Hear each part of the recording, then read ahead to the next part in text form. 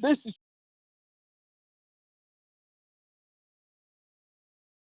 Thank you so much for watching. Thank you. Have you subscribed? Yes, you. Have you subscribed? You. Yeah. Before you go, click. It's free. Click. Just that's it. Have you subscribed? You. You're laughing. Have you subscribed? Have you subscribed? Thank you. Thank you. Thank you. Hey, madam. Thank you so much. I can see you. I can see you. We have to get to 100,000 subscribers. This by the end of the year. How are we going to do that if you don't subscribe? Yes, you. Yes, you're about to click off. Why? Have you subscribed? It's free.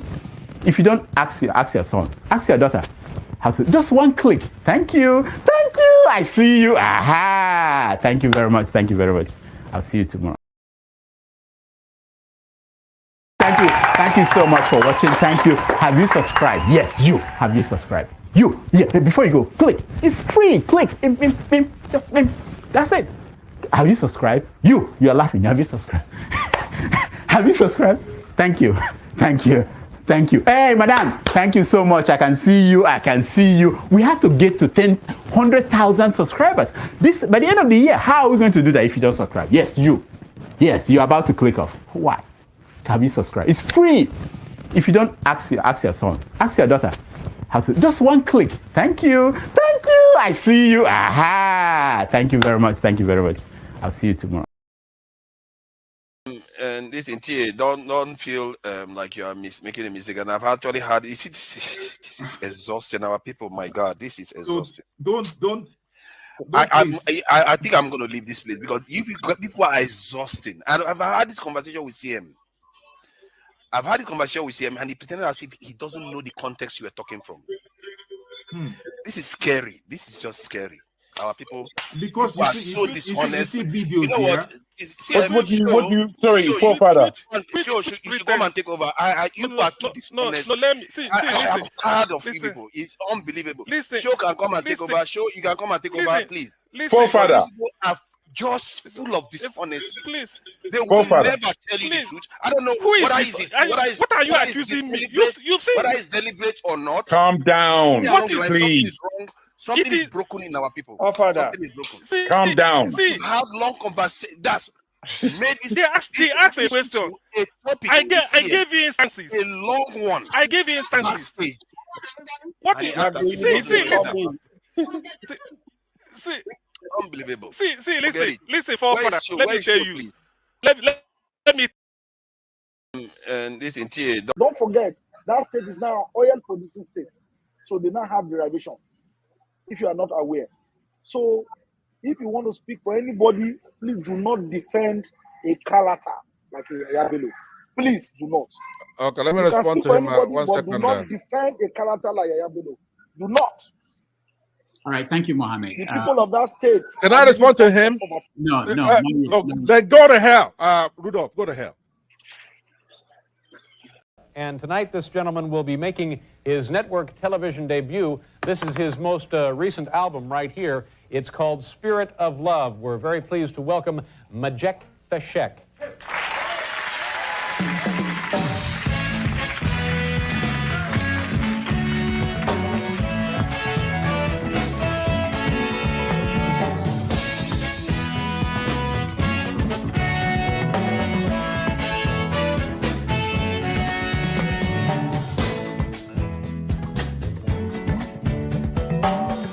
Arise from your sleep, Africa.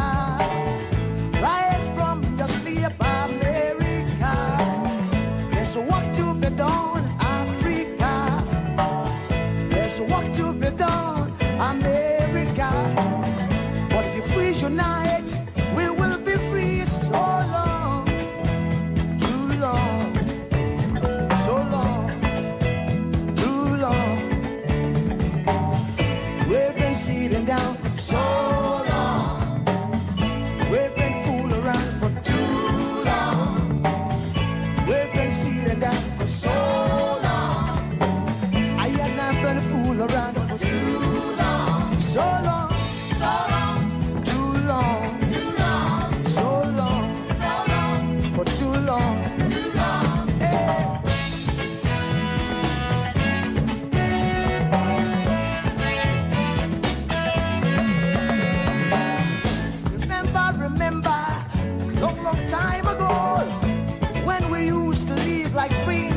and princess.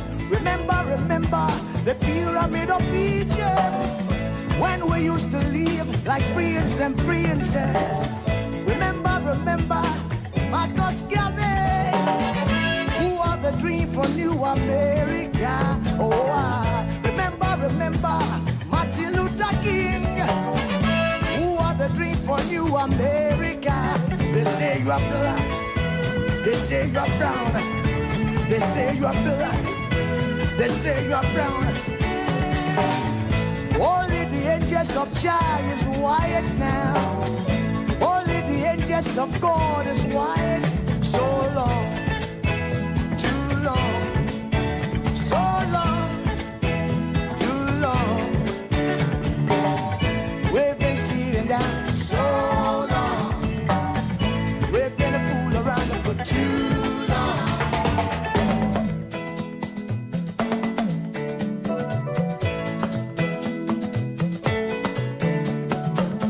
Arise from your sleep, Africa. Arise from your sleep, America. There's work to be done, Africa. So much work to be done, America. But if we unite, hey, we will be free. So long, too long, so long, too long. Been sitting down for so long.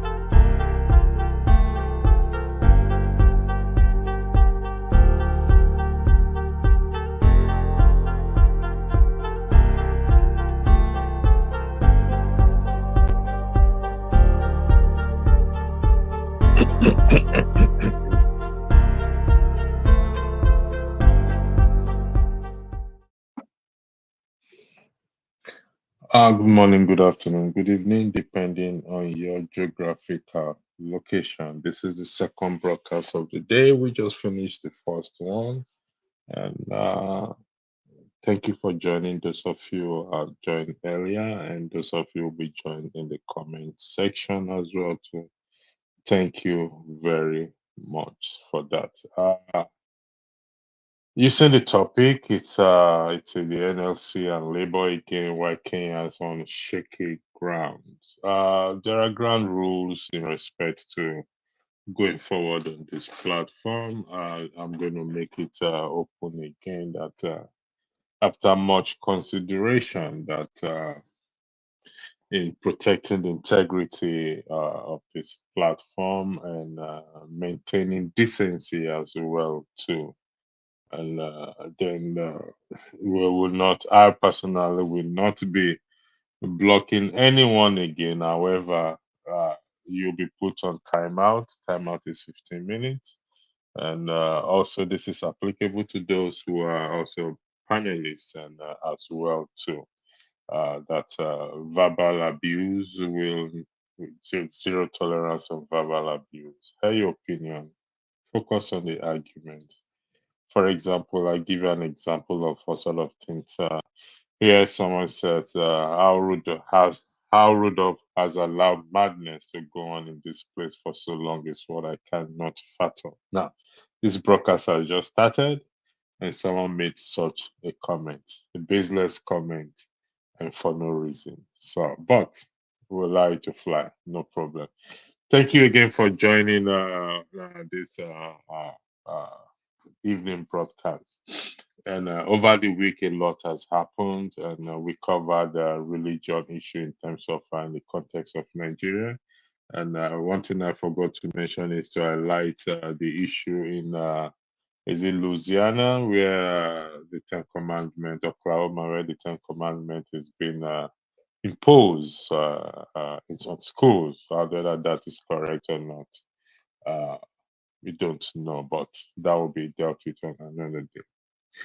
What got me into this broadcast is I started to think what happened in Kenya. I mean, fuel subsidy was removed in Nigeria. Nobody reacted. There was no strike. There was no protest. 90 billion was earmarked for those traveling to Hajj. Nobody responded. Nobody, the citizens did not react nor protest.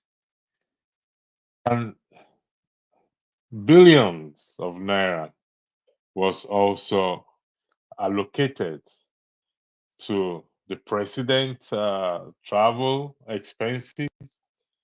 Nigeria has the highest delegation in Geneva World Labour Congress that we went to they attended. No protest. But the Kenyans protested to which the government had to withdraw the finance bill.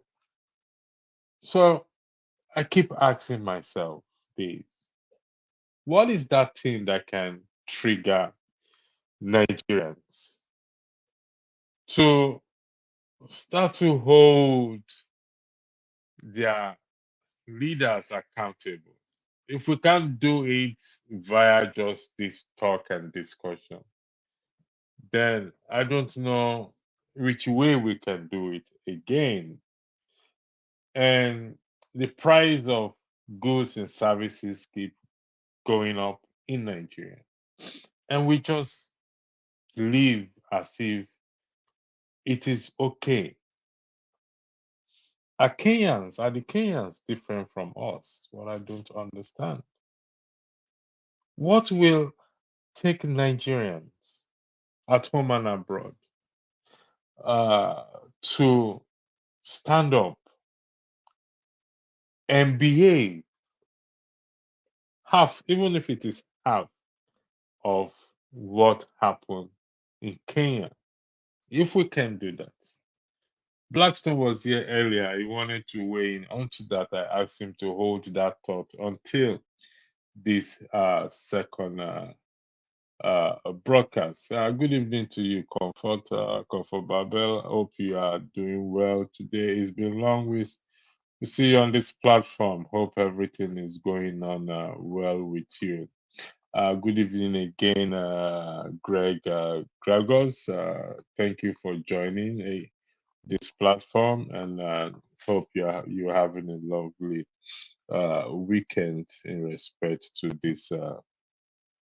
this wonderful broadcast. So, what do you think, in your opinion, that will happen or can happen that will bring Nigerians to the point that Kenyans, the citizens, took to the street and protest and force the government to make a U-turn, to reverse, to withdraw, I beg your pardon, that financial bill that they said will cause them a lot of hardship? The removal of the first subsidy, even though there is a claim that Nigeria started paying back the fuel subsidy, but yet the fuel is still expensive, and Nigerians are not bothered in this regard. Everyone just seems to be going about their businesses as if it's not affecting them. And this got me thinking as to what really can we do in this regard? What is actually going on with us? How can we change this narrative? How can we get the people? Is the poverty that bad that we're now handicapped and we don't really? It's like we are immune to this this atrocity being committed by our leaders, and we just don't care anymore. It's like the saying that says, say Serai, whatever will be. So I really don't know. I got confused. The Labour Congress call for a strike in respect to the minimum wage. They call it off. And since then, it's been hanging in the air. However, they went recently this week. They invaded the Labour Party offices for reasons I don't know. I'm trying to understand why they did that. Should they not be out on the streets campaigning or protesting against government policies that's not working for the people, regardless of which government? Should they not be the one to inspire the people to say, listen, this suffering, it's getting too much, it's out of hand? But rather, what they're doing is going to the Labour Party to cause chaos there. I don't understand why they behave in such a manner. Is it the case that we are okay? If Nigerians are saying we are okay, which they should leave them where they are, then there is nothing that we can do again. But I don't think that is the case. I think the ordinary Nigerian man needs a what? Wants a change. And if they are not seeing this change, how can we bring this change to be? How can we start to push our leaders to the corner, like what Mazio Zeki said here in one of let me see if I can get it out. Just give me here. Just I'll play this just for people who feels the pulse. Now you know everything is increasing like mad. Things you know places you could go with 100 naira before, you are not talking about quadruple, triple the price. I tell you, we are seeing what happening in France. It's not a threat to anybody, but it's when you hold the populace down for a while and for a long time, even goats can bite when they see no other ways that they can escape. even goats can bite when they see no other way out. So is it the case that we've not come to that point yet, as the goats normally do?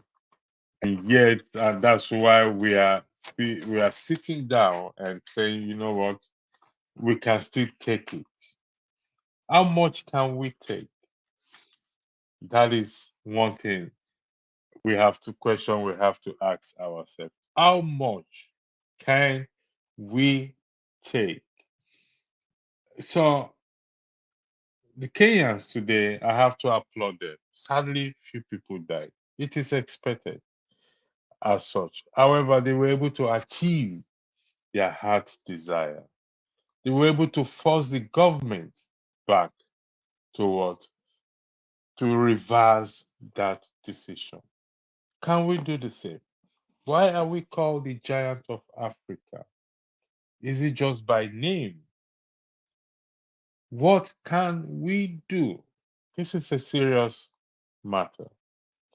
Yes, the government was about to introduce a tax on foreign to pay foreign transaction. That did not come to pass. That is a good thing. However, it has not changed, affected the suffering of the general Nigerians on the ground there. So, what can we do? How can we get this to work? How can we fix this? How can we get the people to rise up in a peaceful manner to bring senses to our government? This is why we come here every day. Oh, I personally come here every day, not for the fun of it. Not that we don't have some of the moderators or the owner of the channel don't have anything good to do, but it's to stir the mind of the people to seek for a change, to rise up for a change. Thank you. Good evening to you, to Elijah Ezaga. You're welcome to the platform. So, could you tell me, Elijah, what do you think we push Nigerians to that point and act as the Kenyans did and are still doing?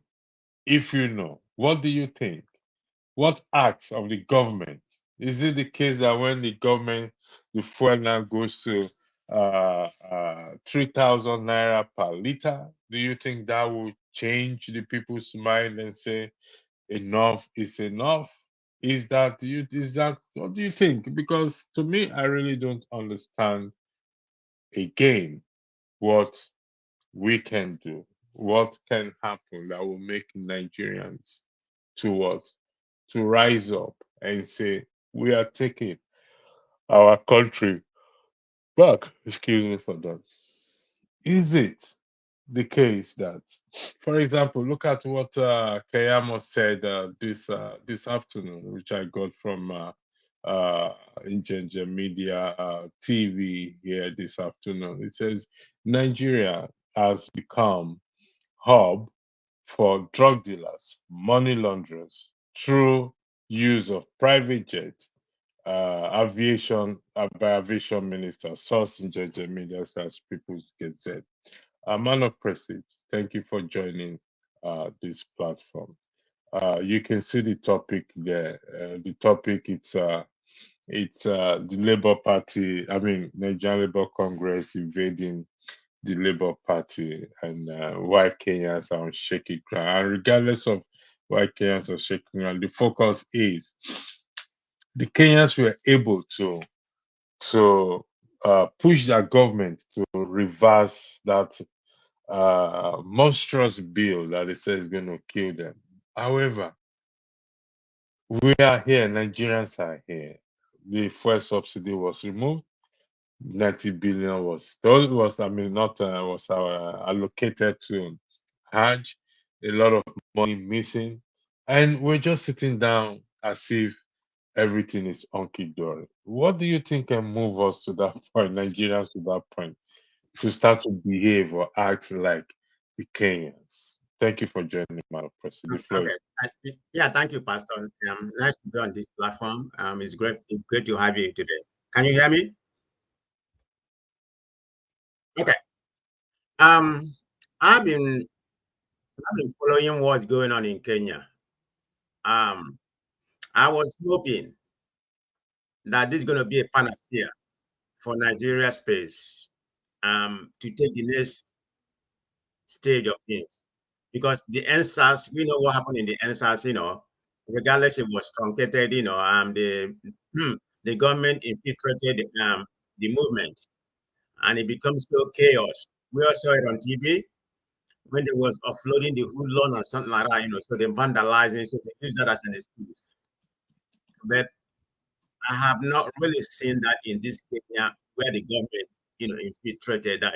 I even see some police people that joined the looting. I saw about 3 or 4 police that joined the looting going on in Kenya. But having said that, this is a serious case.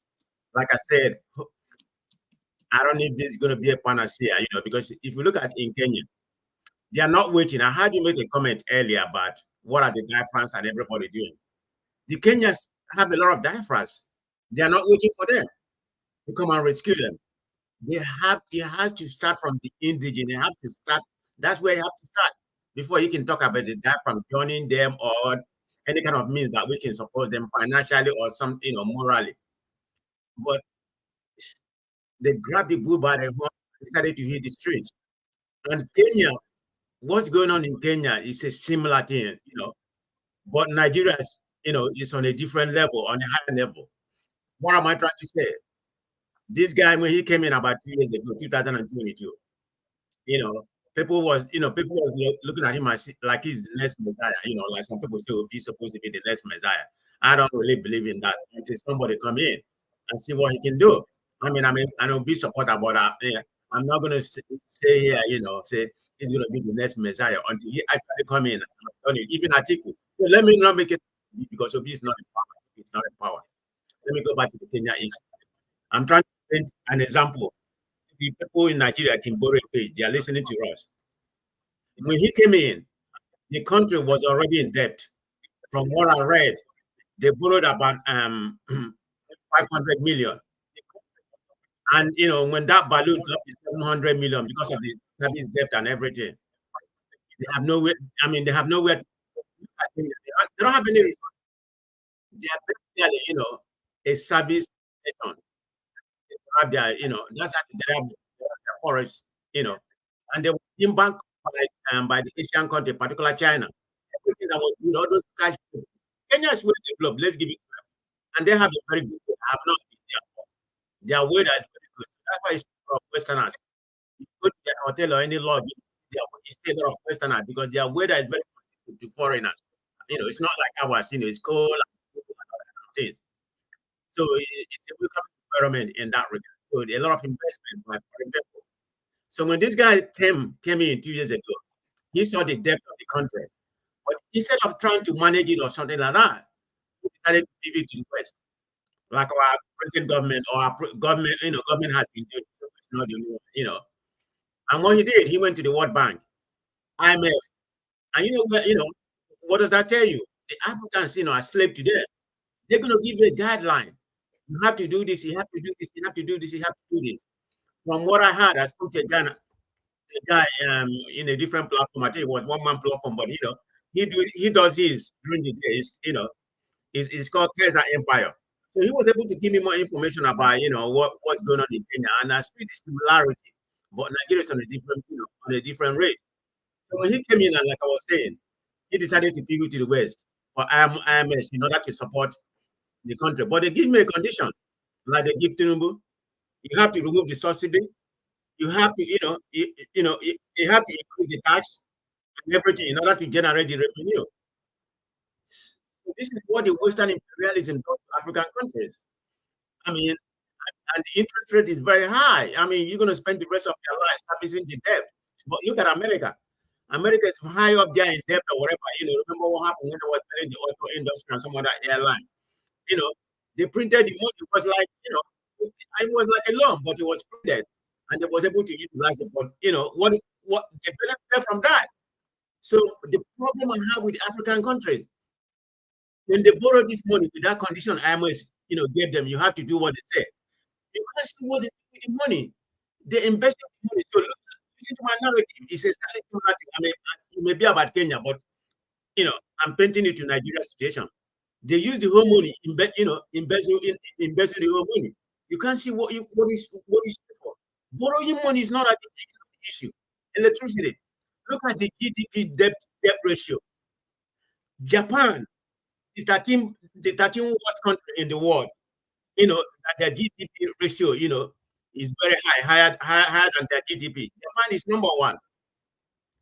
But look at where their country is. They borrow the money, they utilize it properly. And you know who is number four? Singapore. This Singapore, when people come on the platform talk about every day, they are number 4. Italy is right out there.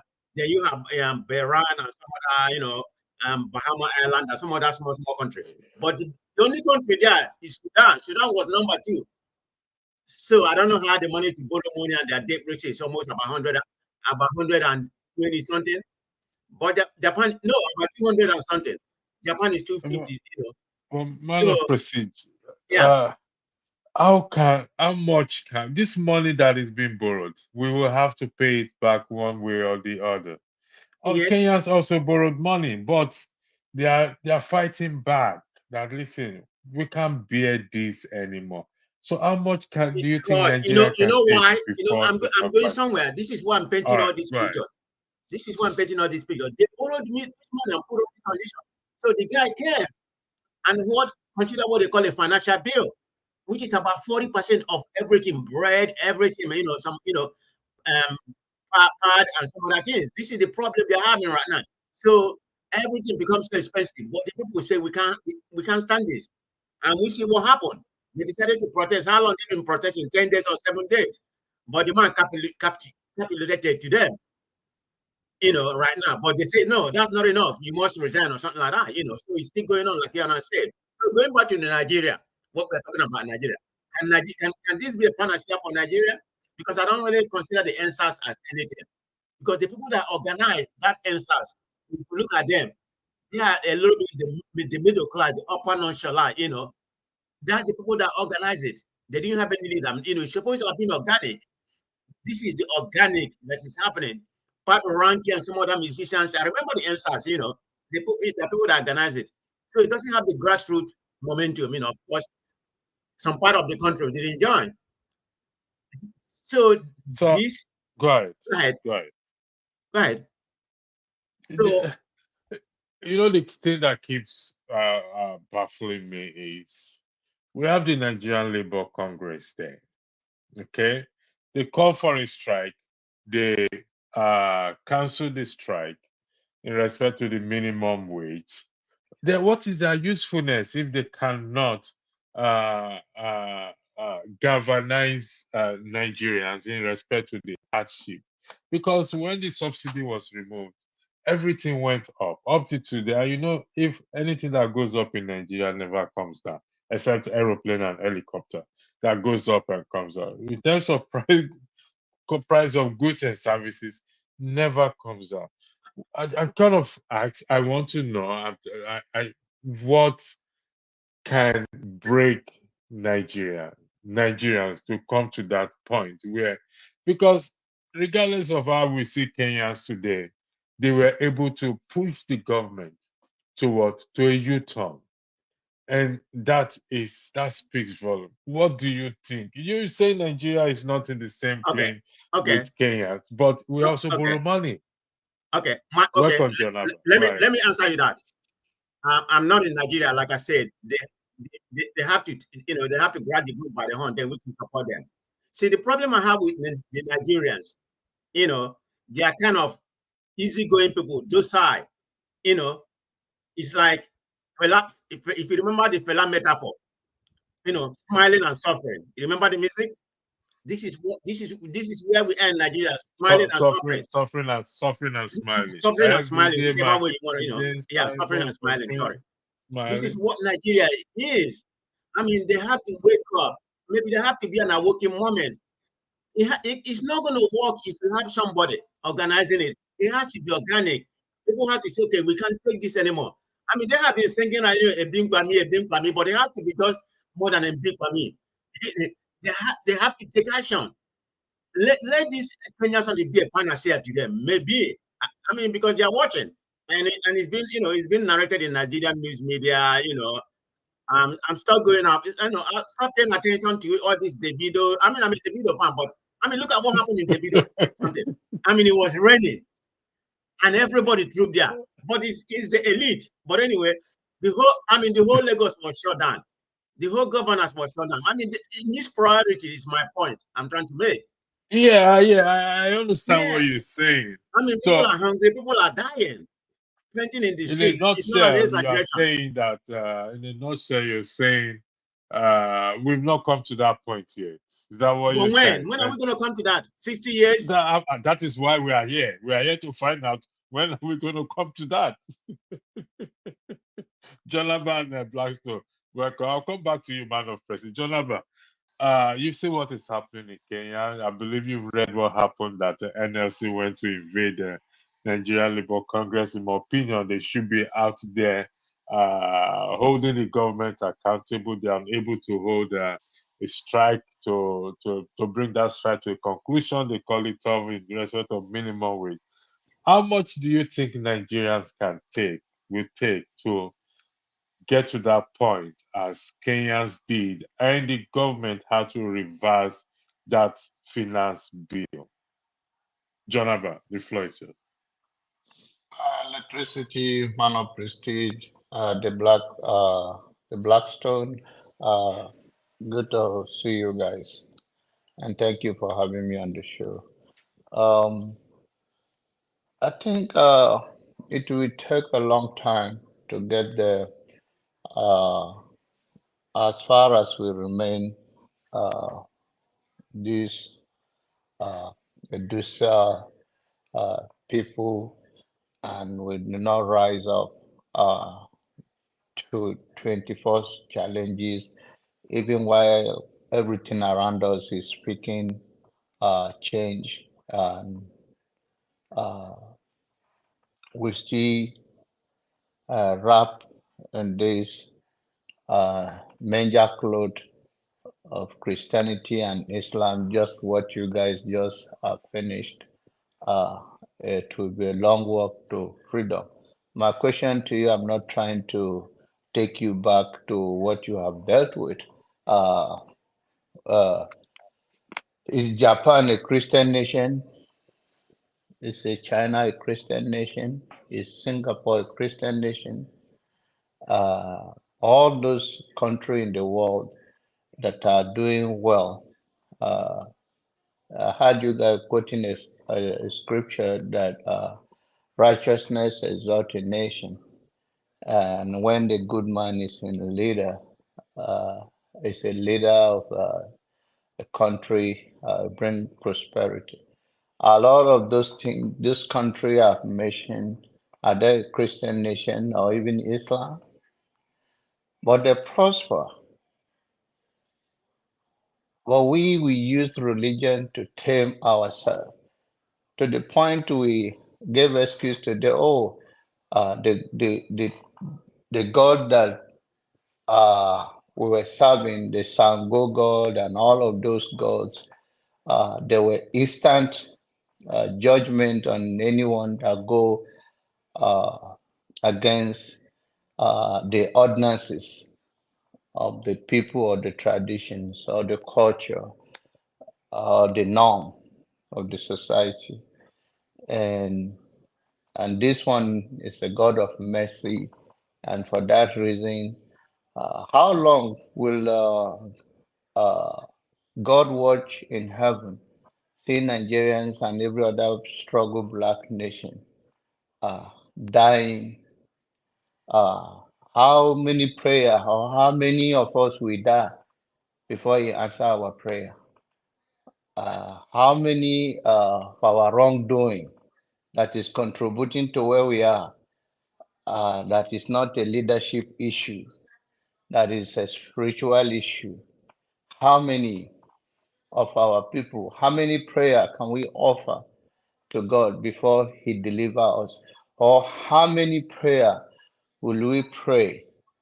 Or we will wait for our reward in heaven, for our citizens to die in the hands of the cruel leaders, and somehow we cannot hit the streets to a certain extent because we've been told that our reward is in heaven, and then we cannot protest genuinely, or God is waiting for all of us to die before He punish those leaders that are mortgaging the life of born and unborn Nigerians and those home and abroad. So how does that going to bring any change to our society if we wrap ourselves in this major cloth, that we are not going to take responsibility and take things to a different level and ask ourselves? It's not even too critical. It's just what we can see or what we can stay with our phone and find out. But we justify everything and we wrap everything, and we think we will get out of this soon. I don't think we are getting out of this soon. It's easy to see the camel through the eyes of the needle than for us to come out of this with this dosa mentality. Thank you. Thank you, John Abba. Since you went to the earlier broadcast, the earlier broadcast is not about let's sit down and wait for God to do something for us or prayer. They said that it's more like a challenge that was thrown out there for us to uphold moral value, and this is what the highlight of the earlier broadcast is in terms of when the righteous are in authority. It suggests that when a nation opposes moral and ethical standards, it prospers and is elevated in status. But when it embraces wrongdoing and immorality, it suffers consequences. This is what is happening in the case of Nigeria. Are there no wrongdoings in America, this and that? There are, but most of their leaders are still held accountable. Unlike us that we embraces wrongdoing. That was the highlight of the earlier broadcast, as not to blame what's going on religion, but that we all have responsibility. Myself, yourself, every one of us have responsibility to adhere and speak to the truth, to be different. And that was the earlier broadcasts. So just to bring you up to speed in respect to that, it wasn't a case of us sitting down saying, "Oh, Sarah, hi, what will be will be." No, it's a challenge to every one of us that we have a moral responsibility to that nation for us to do. However, we're here looking at the Kenyans, Nigerian Labour Congress. Welcome, there's the Nigerian Labour Congress taking the war to Nigerian Labour, the Labour Party. I watched the video due to copyright. I can't be bothered showing it here. Downloading it and copyright infringement. But most of you must have seen the behavior of the Nigerian Labour Congress. Blackstone, you were saying something on this earlier, and I asked you to hold your thought that we're having another broadcast. So I yield the floor to you, Blackstone. Again, welcome, Desta. Then at this time, we're going to time ourselves because we have not to keep others waiting for too long. So we're going to give go 5 minutes each, and we see how far we go on that. Blackstone, the floor is yours. Thank you. Yeah, thank you, moderator, and good evening or good day to everybody, depending on your location. Yeah, I was saying before, referring to Kenya, when a people or citizen of a nation are ready to deliver their nation, their country from the hands of the evil ones, they will not fear how many blood will be shed or how many souls will be lost. Because I always believe that every good thing comes out of pains.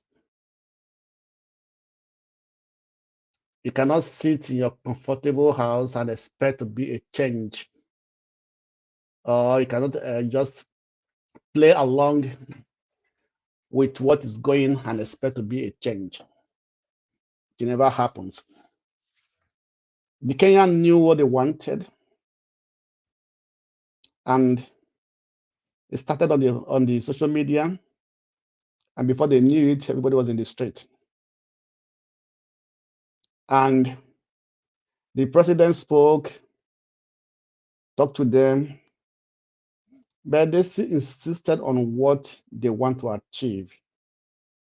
Life was lost, people died, but they didn't give up, because they were convinced that if they give up at that time,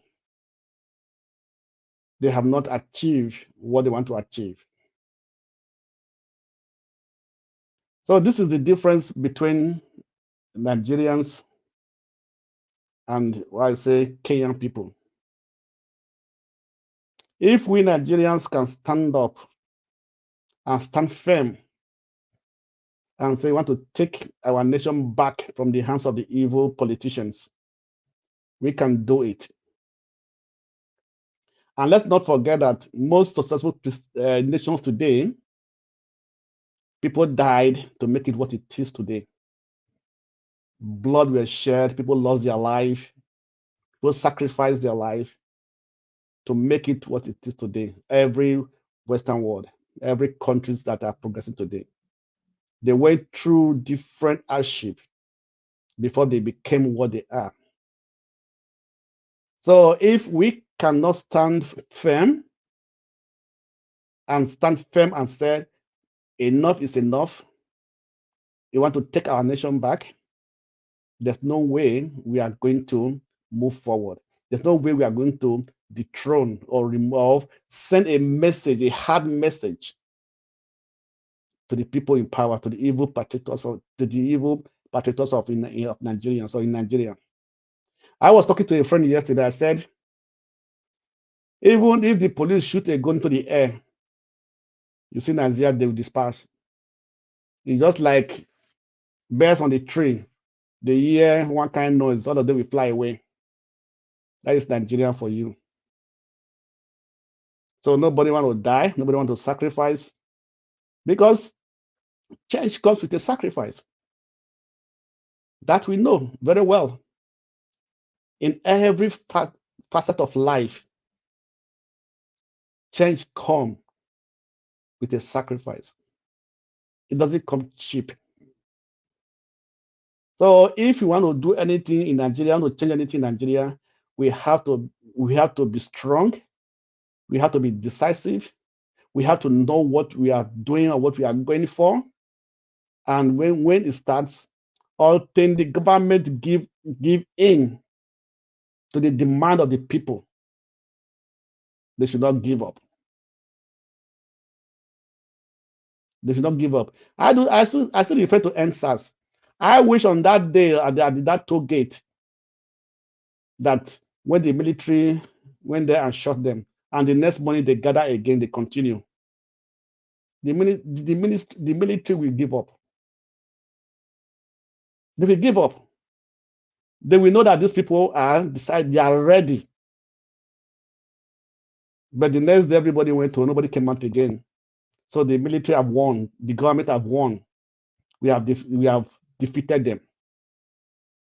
So in that ground, so that's the same thing that they are still having in their mind today, that if we go out, the military are going to come out after us. I was talking to somebody yesterday. I said, if we have 1 million people in the street, how many can they kill? Even the policeman, the military is carrying a gun, is even afraid because it can be attacked also. Okay. So what you're saying is that the people are still afraid. Yes, they are still afraid. That is why it's like that. That's why it is what it is today. They are still very much afraid. Once we talk about this thing, they make reference to NSACs. Okay.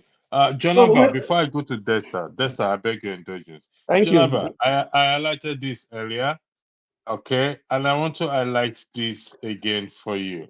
What was said by the aviation minister, Festus Keyamo. He defended the current president in respect to his certificate. At no point did he condemn his character in terms of involving in drug dealings and everything. And when we say moral values are not upheld, what do you have to say with this in respect to this, John Haber? First and foremost, to my good friend, I can call a friend on this show. I do not only, I will answer your question here. I do not only listen to that thing you highlighted earlier. I listened to so many of the program, I think from the beginning to the end. So I listen to everybody that speaks on the show. So I'm not reference to the headline only, but all the conversation. And just like you are the one that you presided over the program. If you have choose to talk on those things and as much time you have, I could have seen it differently. So once again, I listen to because I love to follow your show. We have a little thought line. So that's about that. Come to this very one. Nigeria issue, and everyone in leadership,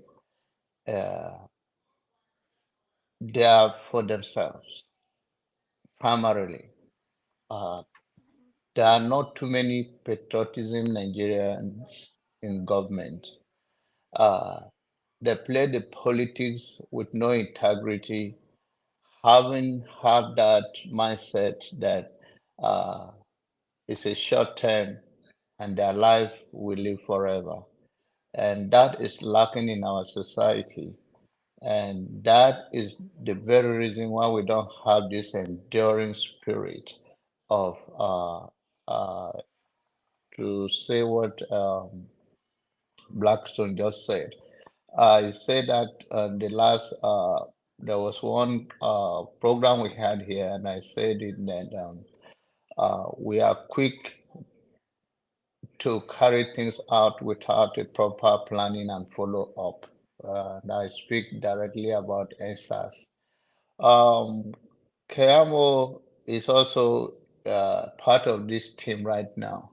Nigeria often says that a man in a glass house will not throw a stone.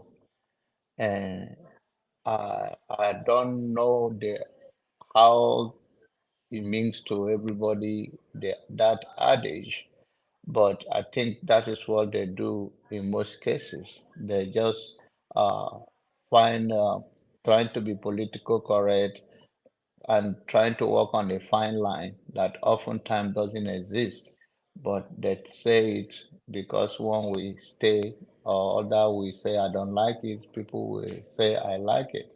So if Nigeria under the watch of its boss using their private jet for drug and all of those things, who is responsible as a leader of Nigeria today? So the leader of Nigeria should be held accountable. Under your leadership, whatever goes on, there is no reason to find excuse to justify lack of responsible lack of action to hold those that carry out anything that is not in line with your value and the law of the land. There's nothing stop you from hold them accountable. So, Thank you and very much. yeah. Yeah. Jonaba, you Desta, the floor will be yours in the next couple of seconds. Jonaba, you claim to watch the earlier broadcast. Would that be correct? From the beginning, almost from the beginning, anyway. Yes, yes, sir. Yeah. Was there at any point anyone, including myself, said we continue to pray God will come and rescue us? Did you No, hear anything like that? no. Okay, so when I highlighted and I tried to explain, and you said you heard everything we said, but you went in I that area said, of your now argument. listen to me carefully. I do not have to say it word by word of what you guys said, right? And I'm not telling you that you say that. I make my own submission from my own judgment of what I watch and what I Okay, all right. do from everything. Thank you. Jaya, Desta, the floor is yours. Thank you. Okay, thank you guys. Thank you everybody, Electricity and everybody that has been on the show. KJ that was here before. I've been listening through the background. I think most of everything has been answered. Electricity. I think all the answers have been given. You know, everybody has given all the right answers here. When Nigeria get to the point where everybody will react, maybe hunger will drive us there. I just think that, like the Kenyans, they had a purpose for which they were reacting. They were one voice. You could see that the Catholic bishops, everybody. But I don't think the way the corruption has seeped into the Nigerian system, I don't think it has seeped. I think the Kenyans have a little bit of there's a bit of moral compass. You know, that's why you could see those Catholic priests standing up because their moral compass was still a little bit steady. In Nigeria, I don't think that's correct. You know, the moral compass of even religious bodies is gone. That's why you see somebody will say, "Oh, pray for the president, pray for the president." Meanwhile, these are the same people that were telling Jonathan, "I will lead a 1 million man march, you know, if I need to." You know, so I think the sad reality of Nigeria is that Nigeria is a broken generation. Like you have a broken generation in Nigeria presently. You know, so and the corruption has really gone deep everywhere. That even people that know what is wrong can't even own up. Let me give you an example. See what's happening in River State. How people brazenly you can lie about something. I mean, you're a lawyer, you know the truth, and they bring a brief for you. You know the truth. Nigeria used to be a country before where if you bring a lie, the lawyer will tell you, your lawyer will tell you, please, I can't take this. I know this is not true. But presently, what happens in Nigeria now? You see black. Everybody knows this thing is black, and they bring it, and the person will argue believing in his lie. You know, when somebody believes his own lie, you know that there's a problem. You know, when somebody is lying about something, then the person now starts believing that his lie is actually the truth. But he knew that he was lying from the beginning. But all of a sudden, he now believes that his lie is truth. That's where we are in Nigeria. So would something make us react the way Kenya reacted? Even if we do react the way Kenya reacted, the question is, are we going to have a purpose? The results they got, I don't think the same result we will get. You know, the way the Kenyans got their result, like, we don't want this policy. First of all, in Nigeria, if that kind of thing wants to happen, you will see counter groups because of the way it is. You will see counter groups coming up to say, oh, we are supporting these things. They will compromise the whole process, and all that. So I think there's been a failure in leadership in Nigeria, and one of the biggest problems is that the senior generation have been lying for so long. Unfortunately, they can't own up till this moment. There are many lies that have been told. After the civil war in Nigeria, there are plenty lies that have been told just to keep, in quotes, the owners of Nigeria. After every war, people go for spoils. That is the reality of wars. After a war, the victors take the spoils of war and they hold on to it. Unfortunately, what's happening in Nigeria is that the people that have held on to Nigeria, the thing is literally slipping away from their hands, because it's like a maggot that has been eating a carcass and doesn't realize that it has eaten everything. So they've held on to this spoil for so long, and it's literally falling apart. It's like they say, if you want to hold a small child down, you yourself, you have to stay down with that small child. You can't stand up and walk. That's what's happening in Nigeria. And sad situation is that even rational thinking people will see these realities, but they don't want to they still want to believe in the old order. And what they don't realize is that times are changing, things are changing. Example, look at what's happening on the internet space, that is in the social media space. And it's a microcosm of what really is going to explode in Nigeria. After the Davido wedding, there's this issue of a very dark man and how he has become disrespectful and all that. But that is the microcosm of the Nigerian situation. What is waiting is for it to blow over. What people don't realize is that very dark man that are seen there that is disrespecting, in quote, OGs, you have over 1 million of people like him. And all they're waiting for is to ventilate. Now, Nigeria is going to get to the point where they will ventilate, but the question is this: will it have direction? I'm an engineer. There's difference between scalar quantity and vector quantity. It's still the same thing. It might still be the same number, but vector quantities have direction. Kenya, they had a direction. When they did that, their protest, there was a direction. There was a purpose. In Nigeria, I think even if we get to that point where people protest like that, it will be a little bit more of mass. It won't really be about, I don't think we would have, whether we have that direction. No, I don't think so. I don't think we will have it. I think we will just have a mass movement that can cause chaos, that can cause mayhem. But would we have that direction to lead and say, this is what we want? And all you need to do is run a sample check. Do you have a political party in Nigeria that is saying, these are the values we want in leadership? To be fair, I'm a big fan of Peter Obi, but the truth is that he hasn't come up with he has not come up with yes, there's the obedience movement, but I don't think the obedience will have come and said, these are the values, these are the structures, this is what we want from leadership, and they put it as a guide, as a document. Big example, see what is happening in France. The RN party in France is going to take over. Now, when the man formed the party, that's I think the lady Jean Le Pen, her father formed that party in the 90s. They were laughing at him. They ridiculed the man, but the man set out his values and was true to it. Now, he's no more, but his daughter is leading that party. And they are going to take over. They are literally going to win the elections because the polls are showing that they are going to take over. The point is, what is the value? They say write division down, make it plain, so that he that reads it may run. We don't have that. So even if there is a mass movement in Nigeria like happens in Kenya, it won't have direction. In Nigeria, it won't have direction. But just about do the Kenyans have a particular person leading them? According to a man of prestige, you said it's what happened in Kenya is organic, and the people just got tired and they just rose up and they said, "We can't take this anymore." Is that not the path we should follow? Pastor, what I'm looking at is, after the storm, what comes next? After the storm. After the storm comes the calmness, if I'm correct. Good. Yeah. So now, when in that situation, What we're looking at is the storm that the Kenyans were able to do. After the storm, who is going to benefit? Let me give you a typical example.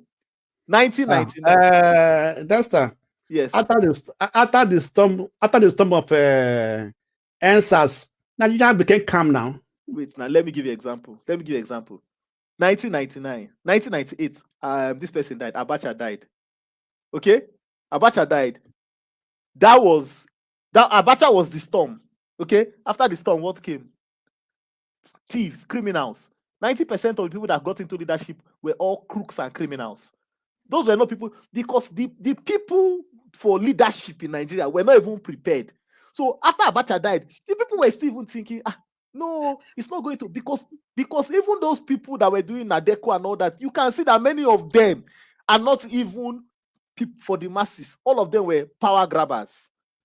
That is the reality.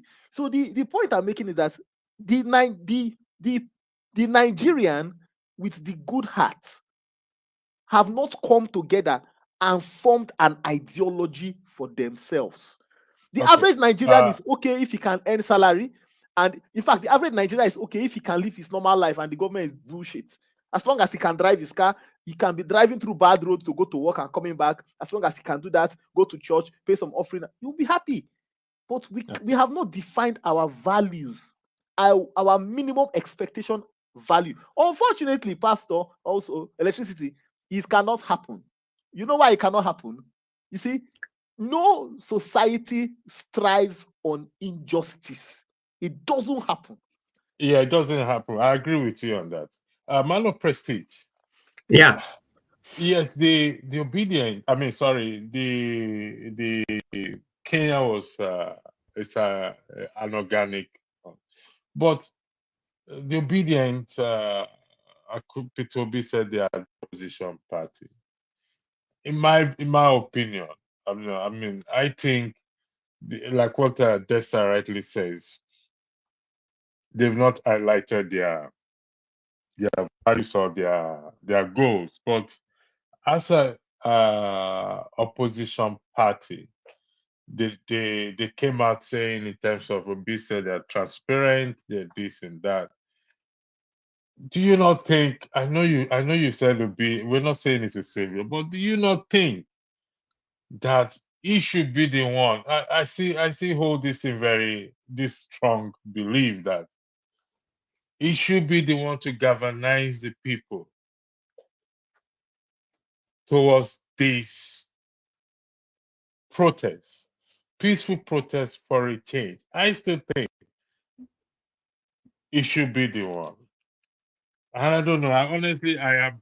Okay. It's hard for me to say I'm confused right now. You want me to start? Yeah. Go ahead, Mr. Man of Prestige. Okay. Obi, this is just like you said. You have to start with fact and say, this is my opinion. This is my own personal opinion. Obi is part of them. Okay?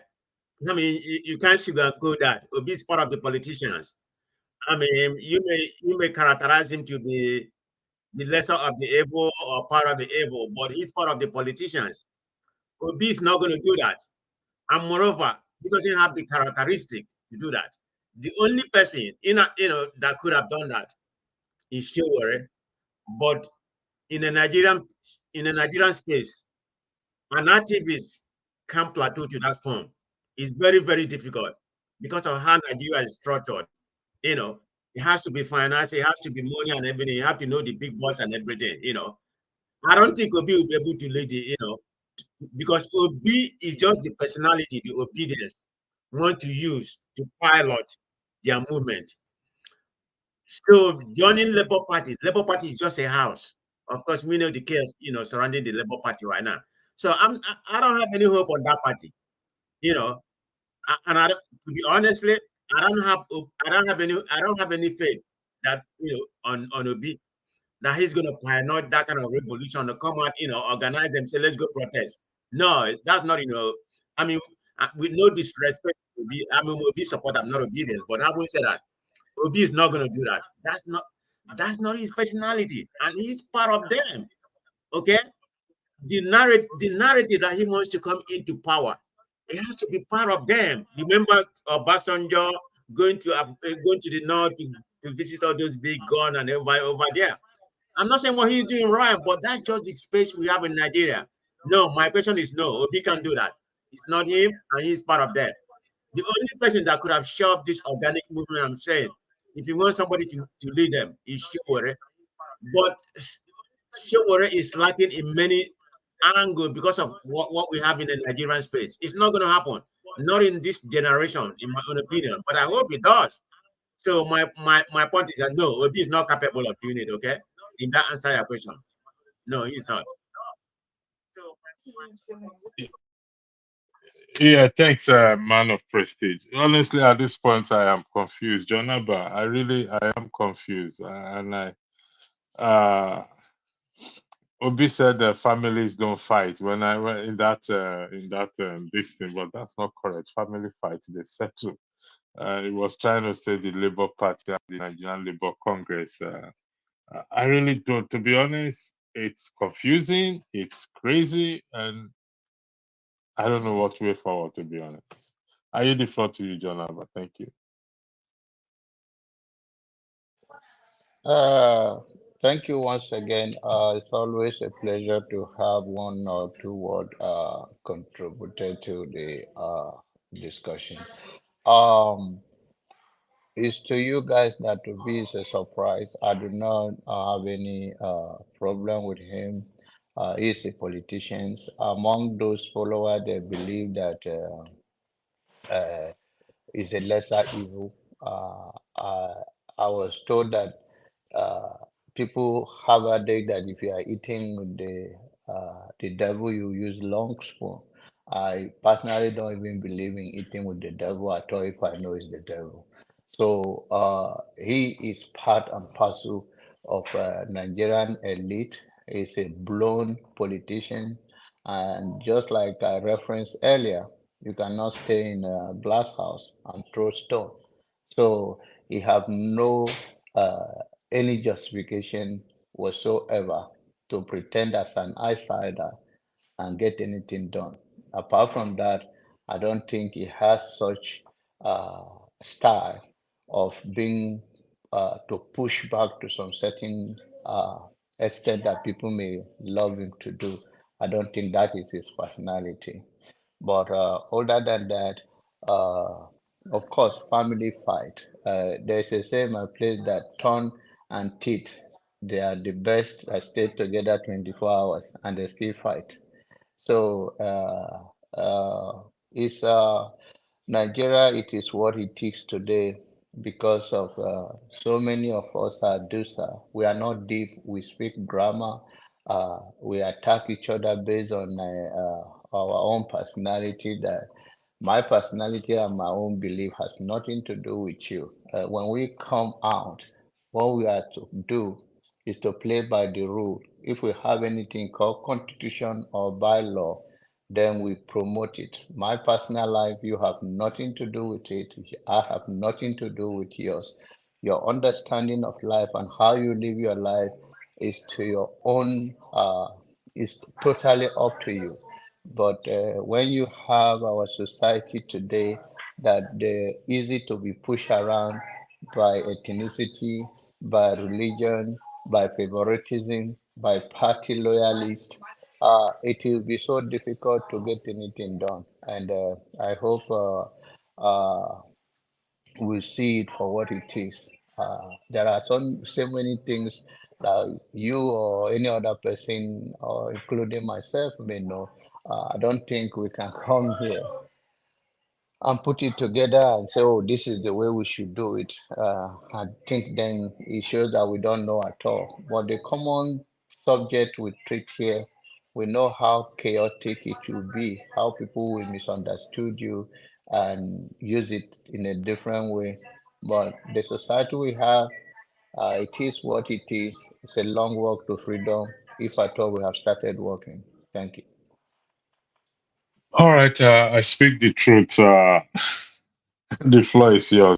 We're trying to find a solution how we can steer the minds of Yeah. Nigerians. Go ahead. The floor is yours.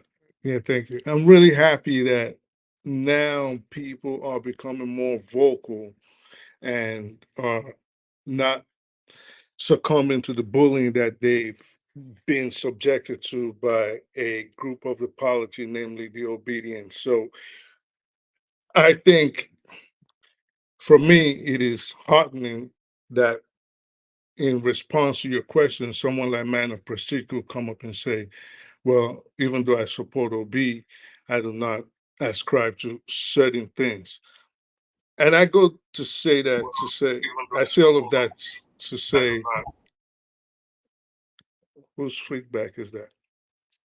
Yeah, go ahead. I've muted the person. I say all of that to say, until Nigerians, we as Nigerians, come to the realization that these crop of politicians that we have are very disingenuous and they do not have the best interest of Nigerians at heart, we're going to keep going around and doing the same thing over and over.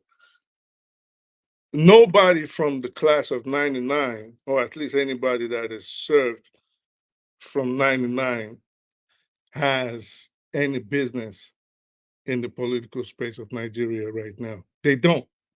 And in a country where the average age is what, 35 or 37, we don't need 60-year-olds, not to talk of 80, 90-year-olds. We don't need septuagenarians. We don't need octogenarians as leaders. The president of Senegal right now is probably what, 40? What about that of Burkina Faso?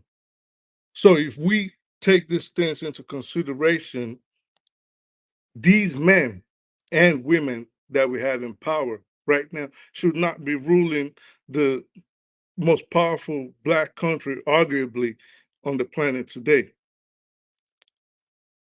Not saying the youth, so-called youth, will be any difference, because we've seen people like Dimeji Bankole, and we've seen lately someone like Better Edu, what they did when given power.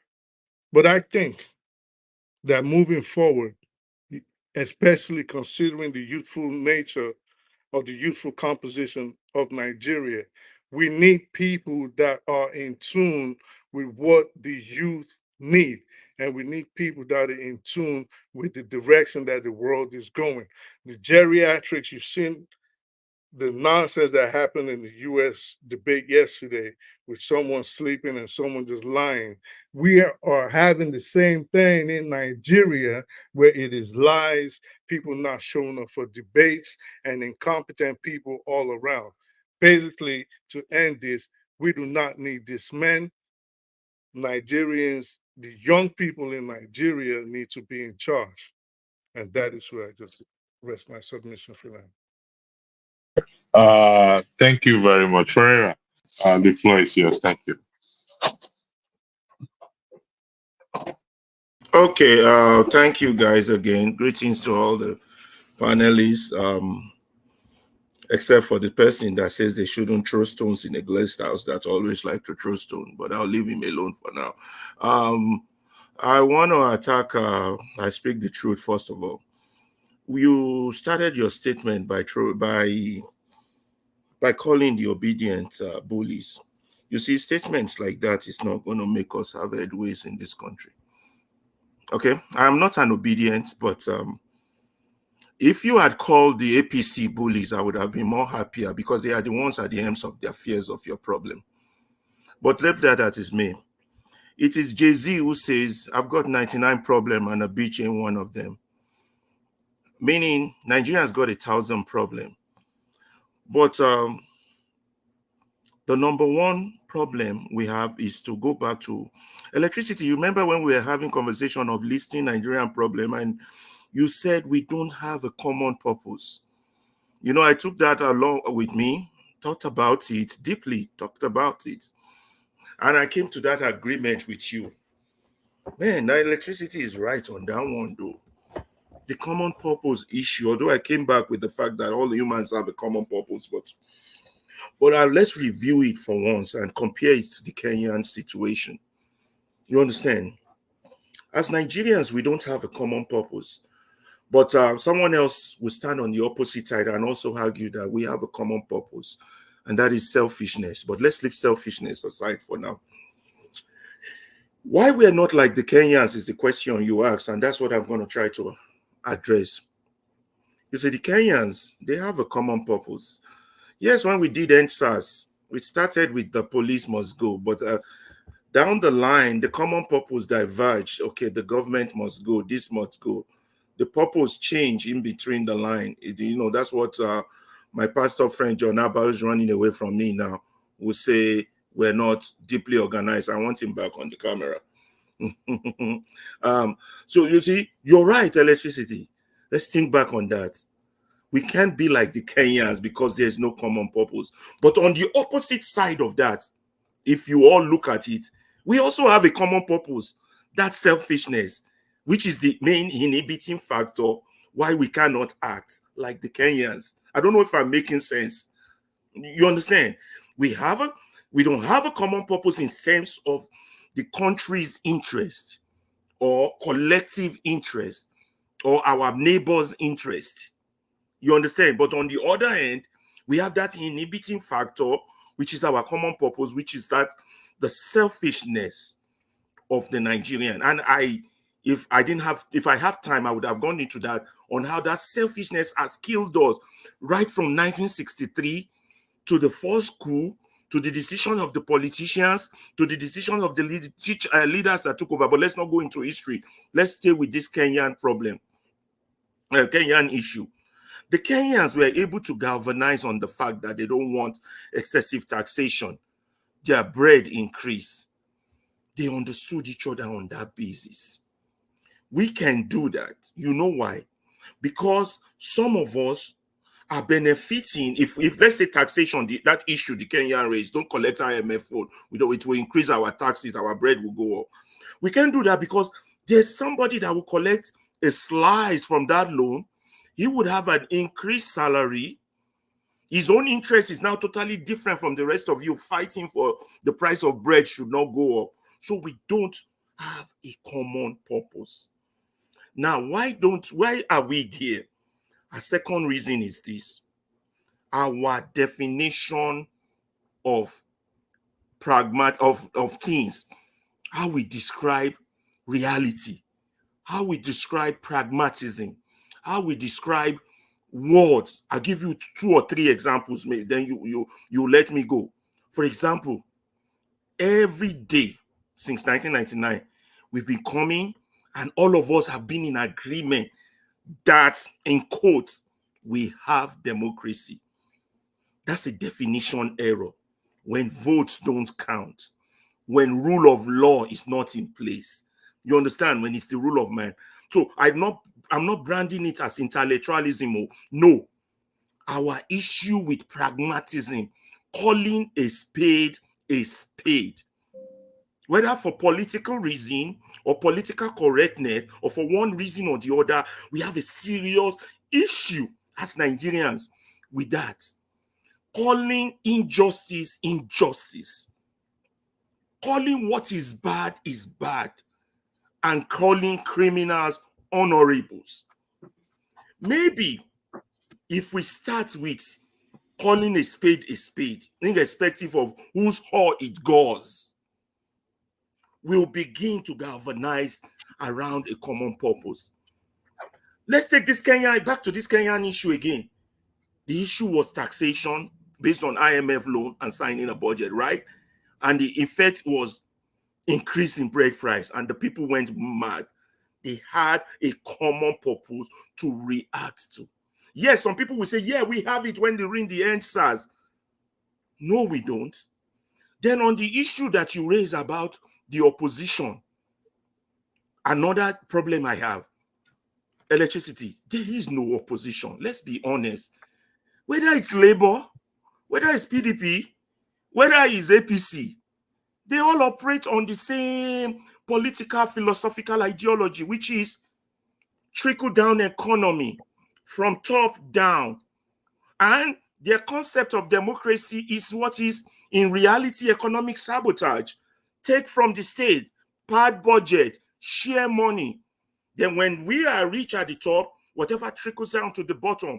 So people who come to the table with those philosophical ideology You understand? Are the same. There's no opposition.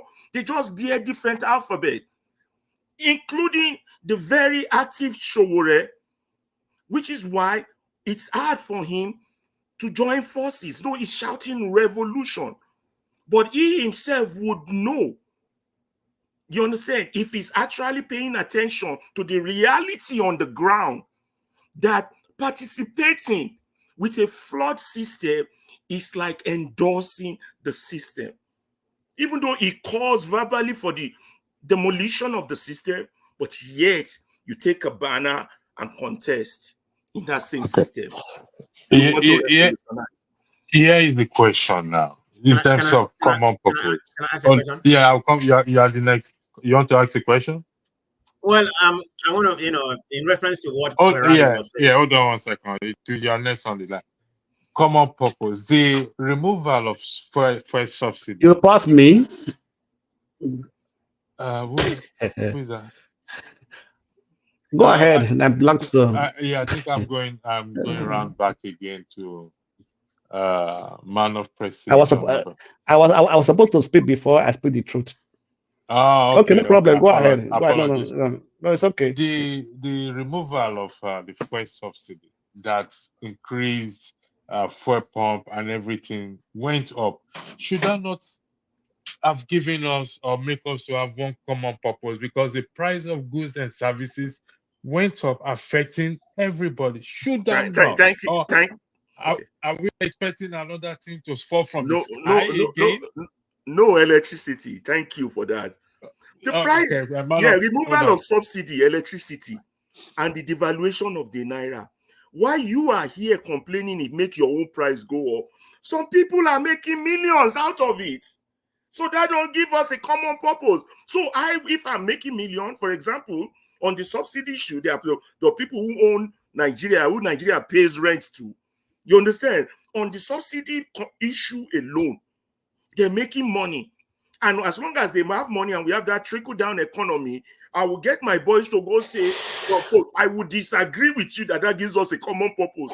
The same thing goes on the devaluation of the naira. So you see where that game is going. Okay, I get you. I get your point. I get what you're saying. You're right. Man of prestige. Man of Blackstone, I'll come to you. Let me give man of prestige before I come to you. Please. Thank you. Yeah, thank you. In reference to what Ferrari said, like I stated earlier before he come in, the issue comparing Kenya with Nigeria. We don't need a leader. It has to be organic for this to take a very good shape. Because the question you posed earlier, Pastor, was why can't Obi lead? Why does he have to be Obi? The so-called obedience and some other people, can gather together and initiate and make it organic. A leadership does not require. It doesn't have to be show or red. Man of prestige. You've not seen chaos. If it goes organic in Nigeria with our present pragmatic reality, that's a recipe for disaster. There will be so many sectional warlords. In fact, Rwanda will be, I don't even know what to compare it to. We're not there yet. We're still at some elementary stage. So let me ask you a question. Are you saying if you have a leader leading the movement, that it will be a little bit better? The leader has to be in tune with the common language, that common purpose. If the leader is in tune with that, it will be fine. We don't necessarily need a leader, but don't forget our diversity. The religious diversity, the ethnic diversity, the political diversity. I can go on and on and on. You see, you keep shouting organic. That's why I laugh at people that keep saying revolution now, revolution now. To prepare a revolution, you have to prepare the minds of the people. Revolution in itself is the revolution of the mind. The people have to be of the same mind. If you do anything beyond that, you have created something worse than Somalia or something worse than Rwanda with multiple spearheads. But the problem I have with your narrative is because of the Nigerian people, Nigerian mentality. They are docile, or easygoing people, as you may call it. It's going to be very difficult for them to imagine. They're not docile. They're not docile. They're people pursuing their own interests. Selfish interest is different from being docile. All right. Blackstone, You wanted to win. Go ahead. All right. Thank you, RCT. When we talk about people going and demonstrate or going to the street, we have to know what purpose. Pereira is saying if it is not organic, it will go haywire. Are they going to go for a demonstration that is going to lead to removing of the present of the present ruling party or the president, or are they going for a change and they want to have a change of policies? So if the revolution or demonstration is going to, it depends what they are going for, right? If you are going to go to a revolution that say, oh, the government should step down, that's also a different ballgame altogether. If like what Kenya did, they went for a demonstration that said, we don't want this policy. This is what we are against. Revert it. You understand me? So if they didn't say the government should step down, we don't want the government until later, after they have been addressed. Let me finish. Let me finish. Wait, let me finish. Wait, let me finish. I say something. They have gone far than that. I mean, that's what I'm trying to say now. Yeah, that's what I'm trying to say. After the president have addressed them, they now went further that you have to step down. We don't want you. Right? That's also what happened in the NSAS. They were saying police brutality, we don't want it. After a while, they moved that forward, say, with government, you don't want this government, step down, so on and so forth, right? So if we have a clear vision, a clear route, or this is what we want to do, this is why we are demonstrating, and so on and so forth, it will be cleared, right? I think the demonstration, you understand me, or the revolution that is mostly against the government, most of them are not even actually sat down and planned, except you want to topple the government, except want to have the government removed, right? So when the people just go to the street and say, this is what we are against. If you look at Kenya, it started from social media. People talk about it before they went to the street and so on and so forth, right? That's why you said manipulation organic, right? So the purpose why we are demonstrating, or why they want to demonstrate, or what they are going for should be cleared. So in that case, they will know what they are going for. Everybody will understand this is what we are fighting for, right? So that's what I think. Actually, I don't think that it should be a leader or this like that, somebody leading them. A leader can come up when it has started. Then now we're organized. So then they can announce, okay, we are not going to do any, we are not destroying things, we are not going to go violent and so on and so forth. Then that will be like something that everybody will agree to after. At least there must be communication. They meet, they're in groups, you understand me? Right? So they have to understand what is the purpose. And this to start from somewhere, whether from the social media or from any way, some people will know that what they are going for. Right? So that's I think it should be. So it shouldn't be maybe a special leader or an opposition party. I don't think Obi doesn't have that character to say, I want to lead people to the street and go and demonstrate. He will never do it. He's a complete gentleman. So nobody should come and say and insult him and say something. No, he has his own, he has a way of doing his own thing. So cannot push him to do a thing. Even if a politician or any party, it doesn't matter. But he has his own way of life, his own characteristics.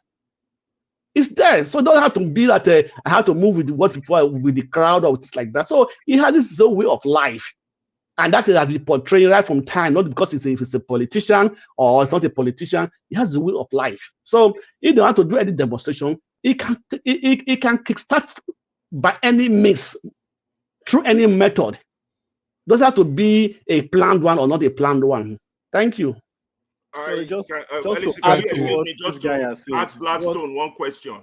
Blackstone, and not just Blackstone, all of us on this panel and everybody. Let's try and make a project and think of what would you come up with as a common ground for all Nigerians at this point in our history for us to seek, whether you're APC, BDP, PLP, Showere's party, Igbo, Hausa, Yoruba. Let us start thinking in our mind. And I think it's an interesting topic. We should make a topic coming up with a common ground on this panel, for this panel. Yeah, Let's start thinking of it. If we can find one on a panel like this, maybe there's hope for Nigeria. Yeah, thanks for that. We are having no, hold on 1 second, man of press. This Texas turn, and we'll go to Speak the Truth. There is a broadcast coming up next week, Friday. It's not supposed to be my turn, sir. Hold on 1 second, John. I see what we're gonna do. We are out here, so I'm gonna allow interjection and to just keep the argument more. But there's a broadcast coming up next week, Friday, to which myself and KJ and One Nigeria has put together in terms of this common ground, finding a common ground. And I did announce it earlier. It's going to be interesting, and I'm planning. Hopefully, if everything is ready, we're going to do a paid promotion on it. I'm going to do a paid promotion on it proud to the broadcast itself, and to advertise it in the Nigerian space, which I normally do on my platform, and to see how we go, because we really need a change. We really need a change at this point in that country. Who is Dexter? Can you hold on 1 second? Let Jonaba just speak. Jonaba, go ahead, please. Okay. Thank you once again, gentlemen. I hope one lady will join us soon so that we can have a different view. Sorry, hold on, Jonaba, 1 second. I need to talk by her. Thanks for your for your super chat. She said I survived more than 3 hours. Actually, there was a break in between. I don't think I can go. I'm not forefather. I don't have forefather's energy. I was a break in between. So, but thanks anyway, Tokwe, and for everyone information. Myself and Tokwe, we are also putting up, working on a broadcast that we have a female on the platform, where they will feel comfortable, not necessarily on politics, on issues of life. So we'll do some background work on that. So, man of Jonaba, the floor is back to you. Thank you. It's quite interesting when you come to this platform. It's interesting because we see things differently, and that is the way it should be. But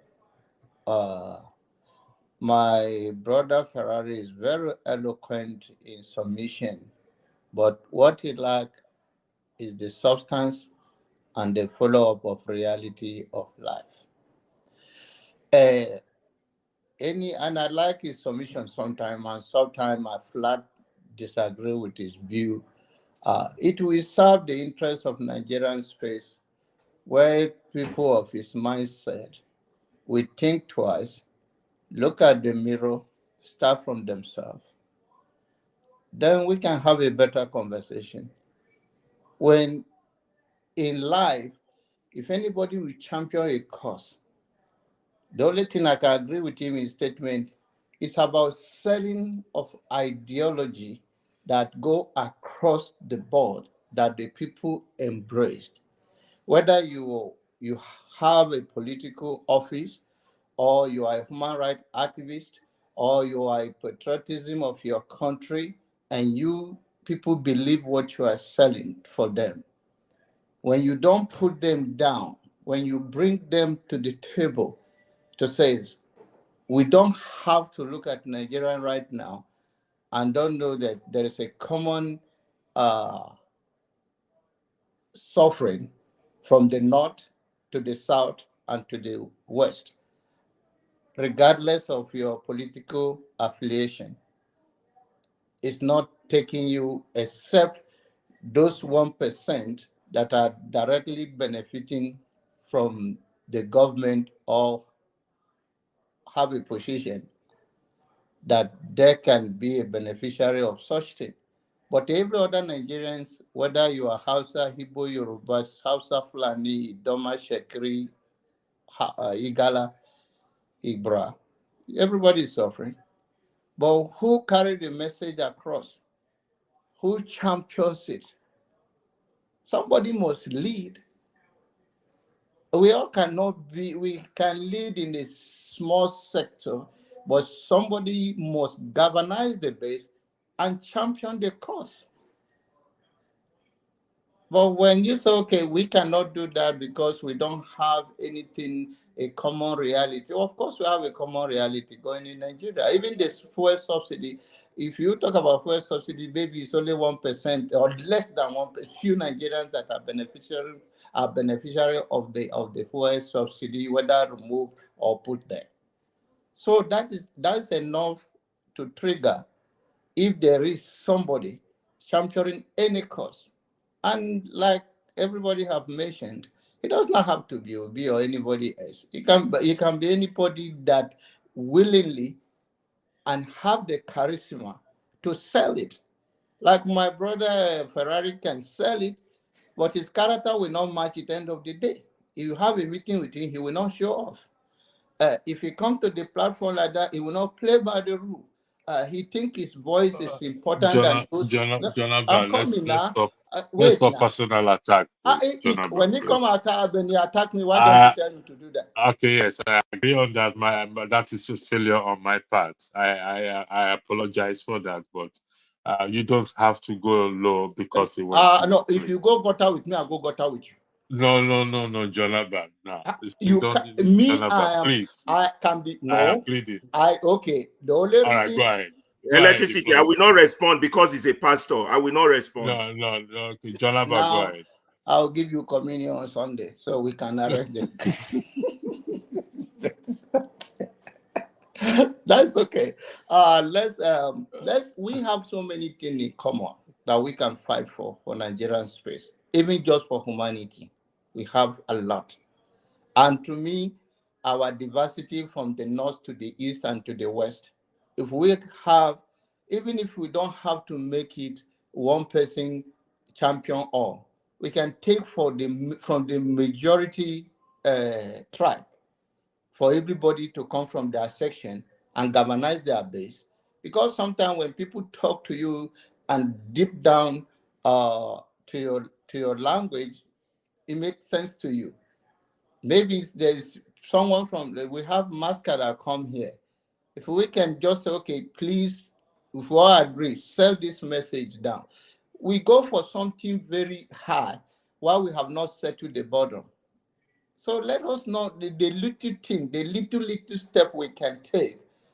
It will be very contagious that will prepare us to what we don't even imagine. Anytime a human being start anything and he think he wrap his head around it, then it's limited. All you need to do is to take a step, put the little things in place, and have the commitment, even if it is business, even if anything you start in this life, if you are committed to it, it doesn't matter how little you start it, it will definitely get there if you are consistent. So let's have that message of unity and see Nigerian issue as our issue, and we can keep our differences in terms of it's not something negative, it is a strength. Thank you. Thank you very much, Desta.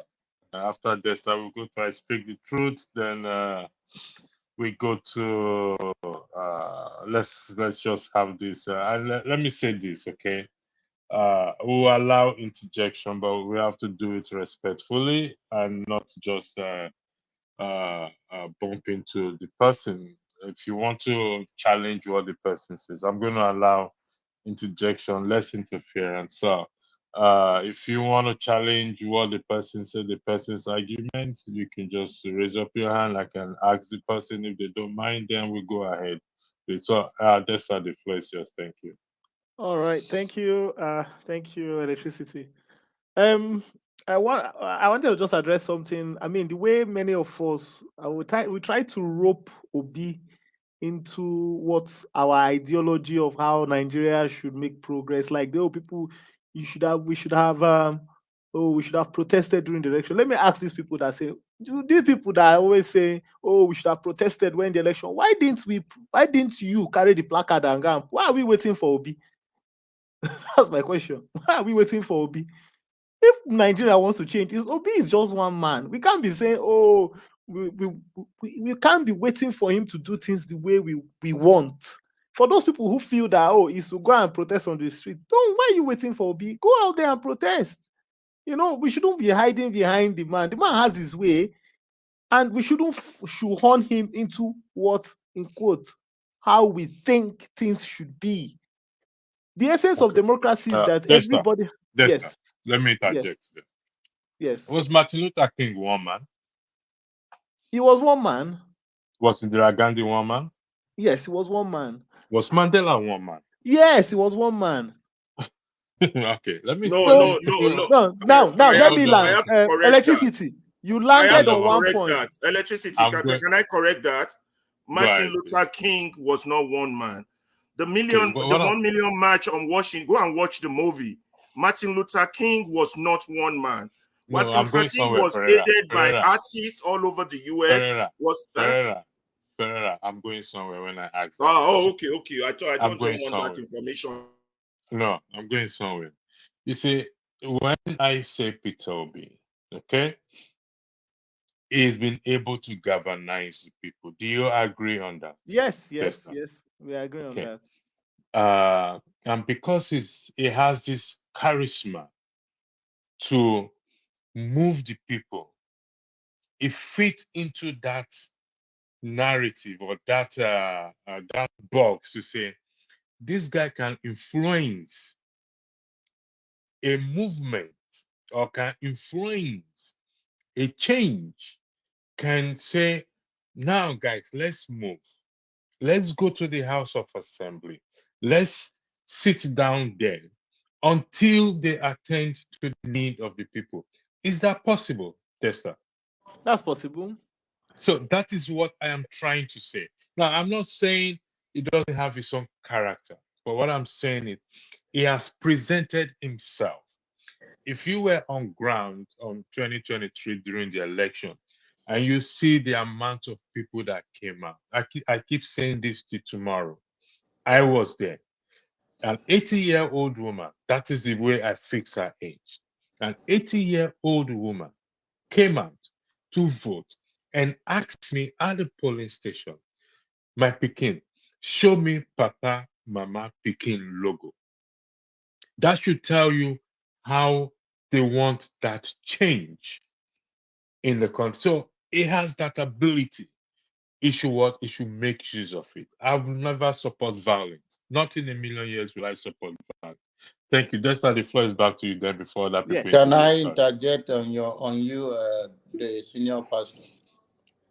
Great. Just I wanted to say something also. I wanted to say something. Okay, sorry, please, electricity. Before you do, you assume that don't let them turn Peter Obi to January 6th in UK. It's not in the US. So, and you should understand that anything Obi does that will result to any demonstration or anything support or is involved in that it result to any disturbances or report in Nigeria, they will label him as the one listen, that. Why do we really want a change? I really don't understand. No, wait. Jonathan, that's why I said it. The change is different form. That's what I'm saying. Listen, so this is an argument. This is a discussion. Let them label. The label should wear whichever way they want to label it. They've labeled this and that. Listen, when you present yourself for the people to represent the people, do they not label Mandela anything anyhow? Do they not label Indira Gandhi? Do they not label? So why should it be different? I don't understand. Pastor, that's what I said before. I said everybody have their own way of life. You can't say because Peter Mandela did it, this and this, the Peter B will do the same. No. I never said so. I said he presented himself. He presented himself. So he is not. If he doesn't like anything, maybe he doesn't like anything violent or anything such like that or things like that. So that is the way of life, the way of thinking. The floor is yours. You have 1 minute, please, because Dexter has the floor. Okay. First of all, we have proved himself and his followers that they don't have what it takes. They are just as gullible as Dusa as there could be. Nobody have John such. Lombard, I disagree with you. Yes, you can disagree. Did I care? If you care, I won't come for only coming to your church again, though. No, your own is dry. Is water with a dry bone. Then let's make this place interesting. This Angela Meyer says, if person tell you who they are, believe them, whether in words or in action. So any expectation in that regard, that the memento you could have turned it to benefit or turn things, bring a real change to Nigeria. If one of your finger touch oil, the rest will not deny it. Thank you. Thank you. One of The the floor is back to you, Desmond. yes, Thank yeah, you yes, yes. You know, one of the biggest issues we have in Nigeria, I've always said this thing, it's one of the, you know, there is a I've read a lot, I've fair a few things, and it's something that interests me. You know, Nigeria is going to make no way forward because we have a demography and a generation that is stuck, that is stuck in the lie of Nigeria, and they can't move. It's more like they can't see it beyond their nose. Nigeria is tipping over, and we don't realize that until we change this thing. We still think that we can still. It's like you're heading in the wrong direction, and you just feel that just keep going. You will get somewhere. You will get somewhere. You are going the wrong way. You need to turn back. No matter how far you go in the wrong direction, makes it right. You will never get to where you are going to. It's like you are going to Russia, but you are going south. You are going down south. You will hit Australia instead. You know, that's what is happening in Nigeria, and we don't. You know, this expectation that the fundamentals. Yes, I don't mean to cut you off scientifically. You keep going, you get to Russia. The world. No, I know that one because the world is spherical. Yes, I know that. But yes, the world is spherical. So my point is that we cannot. There are fundamentals for human relationship. If you don't do the fundamentals, you can't be expecting that the tertiary things will now. It's like I used to tell my people, if you want a cake, which one do you prefer? Do you want the cake to be a quality cake? That's the main cake that people will eat. Do you want it to be a quality cake, or do you want the icing to be the most important thing? So you have a rubbish cake, but you have a nice icing around. That's what Nigeria is. The content is rotten, but we want a nice icing to keep, it's like the house, packing the house. And Osibanjo said it actually when he was vice president, that the fabric of Nigeria is fractured, completely fractured. And we keep on plastering it as if, when we plaster it, then the crack appears again, we'll plaster it. Unfortunately, you have a demography of people in Nigeria that believe in this plastering system of you keep plastering it. It's not working. Nigeria is diverse. There's no even respect. People are talking about, we are diverse and yes, but we don't. Let me ask you. I have a question for you, please. Sorry. Yes. Yeah. So I'll be talking around the problems and everything, right? Yes. Then now, how can you give us some idea or some points how we can be able to solve this problem? This way, we are talking about now. How can we be able to, what is your point, or what is your solution you have? Can you suggest some? The first suggestion I have here, you can't make progress in any system without telling the truth of how you got there. If you don't tell the truth of how you got to where you are, you will repeat the same mistake. Unfortunately, Nigeria is at a point whereby some of us cannot boldly say the truth. Some section of Nigeria know that, this is where I always tell people that the West that we condemn are better than us. far much more better than us in Africa. In telling if you go and read the history of America, you will even see the history of how the transatlantic slave trade. You will see how they wrote about the atrocities they themselves committed. They are the ones that wrote it. It's not Africans that wrote it. They wrote what they were doing.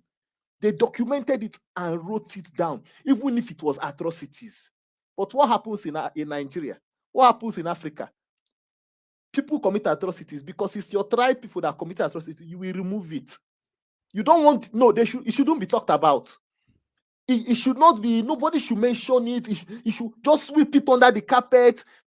And that is the bane of our big problem, because as long as we can't tell the truth, the good, the bad, the ugly, it means that we would never be able to sit down as a people of diverse nationalities to come together as one, because we will not have anything to unite us. That is the same. Look at, okay, let me give you an example. Look at the killings that are happening in the north. If you ask the average, if you ask some people from the north now, they will not agree that these headers clash, that these headers that they are headers killing farmers and sacking communities. They will not agree. I've even listened to channels where people are, the reality is facing you, staring you in the face. They will not. That is in this age and generation whereby technology is booming. Social media, people are getting real-time videos. People will still deny it. People will still lie. Then imagine the time when there were no records. That is where the Nigerian problem lies. We cannot tell the truth, and the truth about it, the truth is bitter. If you start telling the truth about Nigeria today, the truth about it that some sections of Nigeria will be found to be guilty. Some sections of Nigeria will be found to be guilty for the atrocities they have committed against their own fellow black people. Now, because of the fear of how guilty they will be, they will rather sweep it under the carpet, try to hide it, and they don't know those are the things that are causing the cracks in Nigeria. But the difference in the West is that they will tell the truth as it is. They will tell it. Do you know the Congo? The story of what happened when Lumumba was killed in Congo. It was who wrote the story? Who wrote it? How they scattered his body? How they mutilated his body? Is it the blacks that wrote the story? Is it not the Belgian people that did the thing that wrote it? When they wanted to poison him, when they went with a toothpaste, who wrote the story? The CIA will plan an event to do something. Somebody in the CIA that was part of it will write the story about it, and we read it. But in Africa, we will lie. Elders in our present generation that know they have conceited in their hearts. Pastor, I don't know that scripture very well. They say somebody will lie on his bed and think of evil. That's what is in Nigeria. People that will lie on their bed, they will think of an evil and then they will bring it out. Elders will lie. So somebody will. When I look at his example, a typical example, see what's happening in River State. Somebody will see what is black, and you will just keep on saying it is white. It is elders will know that this thing is wrong. They will be saying, no, it's correct. It's correct. No country makes progress, like I say, without just look at China. When China turned around, the justice system of the country came to bear. If you are a criminal, if you stole, they will kill you straight away. Look at Yaya Bello, 80 billion. And you will have lawyers coming to defend him. Senior advocate of the nation coming to defend. I mean, that's why which country will make progress like that? So because somebody is from my region, okay, the person is from my tribe, you will start trying to. And the truth about it, and they're not doing their job. If you tell the reality, if you tell the truth of Nigeria, the truth about it that some sections of Nigeria, their atrocities which they don't want to be brought to the fore, it would, but we have to say it. Thank you. South Africa did not make progress. When Mandela came into power, one of the things Mandela did was the Truth Commission. People came and told the stories. No country will make progress without telling the truth and telling the stories of what has been done. Can I please? Sorry to interject on this, young man, because it depresses me to hear a young man talking like this. Did anybody stop you from writing about Nigerian history? It's not about me. It's about John Paul. Don't make it personal now. No, it's not personal. I'm asking a question. Somebody said that they took a history. Are you guys going to listen to somebody? Say they took a history. Okay, he said also in his word that Nigeria, that every atrocity committed, Americans were honest about it, and they wrote it, right? So did anybody stop anybody from writing a book in Nigeria? We can talk about the history being taken, but if any book have been seized in Nigeria that you wrote about history of what happened to you, come on. John Abba, but he was not there. The wasted generation, like the show in cars, should be writing the truth. Those who participated in Babangida school, in Gowan school, in all the schools should be writing the truth. What about what he knows now? What about anyway, what he knows now? That's not what I wanted to talk about. I wanted to support Dexter on 2 points. Well, you're going to support him after I finish talking, please. Thank you. Okay, hold on, Ferreira. Let us speak the truth. Let me just quickly. So, okay, I speak the truth. Hold on, my friend, just 1 minute, please. Okay. Not more than 1 minute, please. Ferreira, 1 minute. Okay, 1 minute. Yeah. Okay. Yeah. I did an administrative course, educational administration course, and there was a Marine professor. He was in the U.S. Marine, and there was one lesson he taught us. If you're going to be an administrator and you walk into your new position, he said the first thing you do, and they tell you this in the Marines for you to survive, is you take a note of your pragmatic reality. Say, don't joke with it. You walk around and you note your Nigeria does not take a note of its pragmatic reality. We all can agree on that. Everybody is lying to their teeth because of what they are benefiting. Nobody is telling the next generation the truth. The Soyinka generation are full of lies and liars. I just use him as an example, it's not him in particular. The Dimeji Bankole generation, which is our generation, also we're following the same footstep where those ones followed. So there is no truth. And the Bible says, you shall know the truth, and the truth shall set you free. It's biblical. Thank you. Speak the truth, the floor is yours. Thank you. All right, thank you. Dexter, I really wasn't going to start with you. And I'm not trying to malign you, and don't think I'm trying to denigrate you in any way, but I think you got to be naive as hell, or not really conversant with the history of the West to even think for 1 second that these Caucasians don't lie. The biggest liars known to man ever in the history of this planet is the white man. They will embellish the truth, they will lie, and they will distort it. And the one thing they are good at is brainwashing people. Again, I don't mean to malign you, but this is what you have basically proffered to us, that you have believed the lies that they tell. As recently as 2001, as we all know, there was an attack on the World Trade Center. If they were so truthful, they would have never redacted and classified the results of the inquiries that they did. They blocked it for a reason, and they do that all the time. So I'll just leave it at that and go on to what I wanted to say. It was funny listening to Man of Prestige telling Alaba, explaining an organic movement to him, because Man of Prestige was entirely right.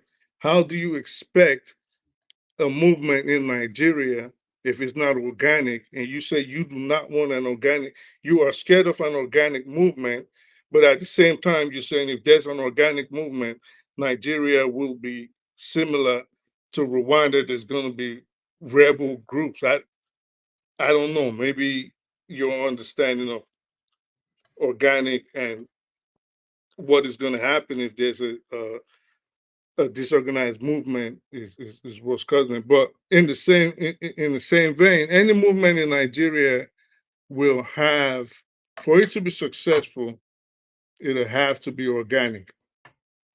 And why do I say that? Well, we have to consider the ethnical and the religious composition and division of Nigeria in terms of the people, the creeds, and the politics of the nation. When people bring up NSARS, I think for me, where I have a problem with that is they use it as an example. And I think it's usually a bad example. First, let me start by, before I move on further. Peter Obi has never proven himself or positioned or presented himself to be a revolutionary. He has always come strictly as a politician. He is a career politician, so I don't think it is fair to the man to put him in a box and try to make him a revolutionary, knowing what his fate will be. I don't even think he's that stupid to try, because they going he knows the consequences if he even tries to become a Mandela in Nigeria. The forces are going to come down on him real seriously. Now, if a revolution was to happen in Nigeria, for example, like we see in Kenya, the danger of that is Nigerians will use it as an opportunity to settle scores. It'll never be true. And just like you rightfully said, Dexter, Nigerians have a problem of telling the truth. They don't tell the truth. The average Nigerian, as we know, is very hypocritical. He is loyal to his tribe and he is loyal to his faith. He is not loyal to the nation. Okay, So, Dexter, hold on one second. You will continue. What we're gonna do is this. I said Dexter. I speak the truth to speaking, and if you feel there's anything he has said, and this is applicable to every one of us as we go around, uh, you can interject him respectfully. I speak the truth. You will hold on for the person to interject you for 1 minute, and this is applicable to us to make it more. If anyone wants to interject, I speak the truth. You have just 1 minute, and he has the floor back. So this is the Okay. way we're gonna do it. Yeah. Let me say good night to everybody. Have a wonderful time. Okay. Thank you very Yeah, much. I speak the truth. I speak the truth. I think sometimes some of us, we don't listen carefully and we just come here to talk and just hear ourselves talk. Now, you just contradicted yourself. First of all, when the man of prestige argued on the issue of the revolution being spontaneous, right? You said you oppose that, but at the same time, you just used your own mouth to say if it happens in Nigeria, Nigeria will use this as a vengeance too. We're saying the same thing. Why are we when did I repeating say us? I Why you oppose oppose and then agree? That's at what confusing. That's point did number I? one. Number At two, what point did I oppose?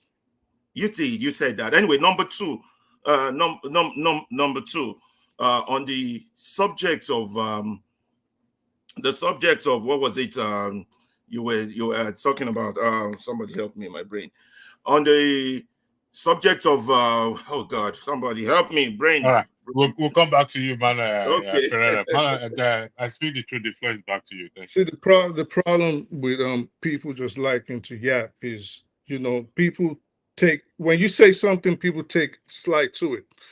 So why he had a brain freeze right now was because when I started off, I said what I said he was doing is what, if you notice, I said man of prestige was telling him why an organic movement is necessary in Nigeria. So what he decided to do now, without having anything to say, he took it as a slight and he came to decide to attack me saying the same thing. Then all of a sudden he doesn't remember. Of course, you're not going to remember because you had nothing to say in the first place.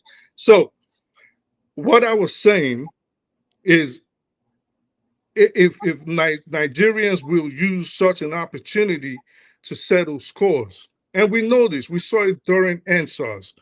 Nnamdi Kanu, during NSARS, was giving instructions to his followers. There's It's all over the internet. He was giving instructions to his followers to burn down certain buildings. He was giving Please instructions don't to his repeat followers that in to, public. That's he not was fair. giving instructions to his. If a Can you, Biafran person is here, they would so, oppose that, and it will go so, back But into the let him referendum finish fight. now, Ferrari. It's okay. It's not. just He ignore didn't say him. that This is what anything he has nothing to say. He'll just they think it's a place to win championships or something. So he was giving instructions to his followers to burn down buildings. He was giving instructions to his Do you followers have a newspaper publication to that to effect or to evidence to that attack. statement? He was giving instructions to his followers to attack the families of the present president and people he deemed as his opposition. So this is Electricity, you have to put this man in check not to so say this scandalous is things. He has to have proof for the things he's saying. You can't just be saying But things like that. man of It's critique, going I to think lead, you are. if a Biafran supporter comes on now, it's Okay, going to go down into the tribal come on. rubbish we always You get are into, just being and we're not distracted. going to go anywhere. Does Ferrari, he you are have just being proof? distracted. Let You are him just being provide the distracted. proof You are for that just statement. everything you say here. You have a proof. Hold Everything on, you have John been Albert. saying Hold on, John Albert. Hold on, John Albert. I got him because I don't suffer fools lightly. So this is what we're gonna do. Because since we're in a public space, and I really enjoy when you people always come on, and this is the truth that you people cannot tell that Dexter was talking about. So we can make a bet in public right now with everybody listening. Anything up to the amount of $1,000, or maybe we can make it $5,000. Nobody's betting with you. Just If I provide show proof. you, We're not gamblers if I here. show, Just if provide I show, proof. We move on. Nobody if has I time. show you proof that what I'm saying is 100% true, up to up to $5,000, whatever I Then deem you fit, go to Vegas and are get your you money. willing to Just pay to me? provide proof.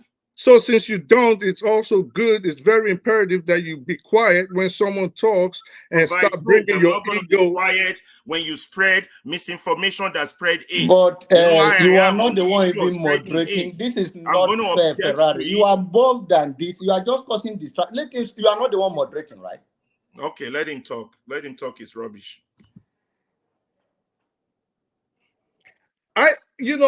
Ferrara, Alaba, it's always good.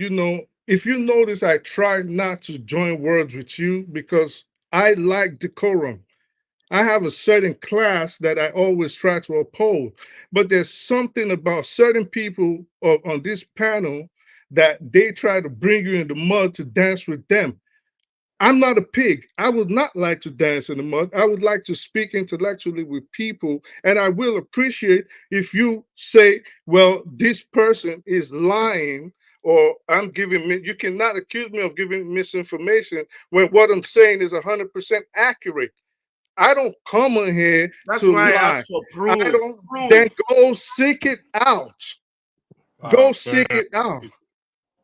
I try So to make it. again, Oh, sorry, again. I speak the truth. Hold on one second. I Yes, sir. apologize for stopping. Ferreira, I try to make it more friendlier in terms of interjection, that you raise your hand for interjection, but we can't continue this.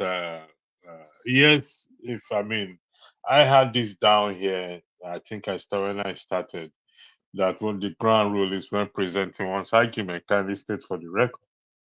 If it's an opinion of fact, this must be supported with evidence. Even if the person doesn't have the evidence at the moment, the person can provide it subsequently. So before you continue, I speak the truth. Based on the claim you made, and you said you have evidence to support those claims, would that be correct? Sir, I've posted evidence. This is not the first rodeo I've gone on here Okay. with people like him. They know there's I a know. certain. No, Listen. no, I with all due apologize respect, for the interjection. let me just finish, please. Thank you. Okay. I really appreciate it. So this is not the first rodeo. Each time I bring up this particular topic, there's at least a group of 4 of them that will do the same thing. They will ask you for proof. And when you bring the proof, and then this same conversation comes on again the next week, they do the same thing. It's just annoying at this point, and it is childish. It is either you haven't seen it or you chose not to look at the links that I posted. We all know, and I say we categorically and emphatically, that we all know that during NSARS, It is all over social media. It is all over the internet that Nnamdi Kanu was giving instructions to his followers. So that is not even the crux of what I am saying. All I'm saying is supporting what they were all saying, especially Man of Prestige or even Dexter, why it'll be a problem for a revolution this type that is going on in Kenya right now to succeed in Nigeria. It is because of this same lack of truth that we are seeing right now that Dexter complained about. People see the truth and they will deny it based on where their interest lies. How can you tell me you are not aware that there were Radio Biafra broadcasts of this man giving instructions, for example, telling his followers to seek out the families of the present president and deal with them? It is all over the internet. So you just interjecting, trying to throw me off. You started off by coming at me saying, "Oh well, I said this." Same thing I just accused you of doing with of Man of Prestige. It is childish. We want to have a conversation. Please, let's always have a conversation without all these games. It makes no sense. Thank you. Thank you. I speak the I truth. Hold on, I I Lester. speak. Hold on 1 second, Lester. I need to highlight something. There's a question posed to John Abba here. Okay. Yeah. John Abba. Quinty here said, electricity. Can you please ask John Abba why Chimanda's movie, Half of the Yellow Moon, banned in Nigeria? Since he said no one was stopped from saying anything about the wrongs that happened. That was not what I answered to. I asked the young man when he was giving instance of what has happened, how honest are the West about the book. Then I said the book are written by individual. That did he write any book and he stopped? That's all. So it's an individual thing. So if a Chidima book was stopped, I was not asking, I was not directing at her. I was asking this young man since, and then the Ferrari came to his defender. Oh, he was not there. But he read a lot of books. You read books, then it take you to the past and bring you to the present. And there are people you can sit down with. Many stories told that are told by people when you move from one place to another. There are many people that are still alive. If you want to verify any information to carry out, you are welcome to do so. The point I'm making is that we make the history. This is not about being biased.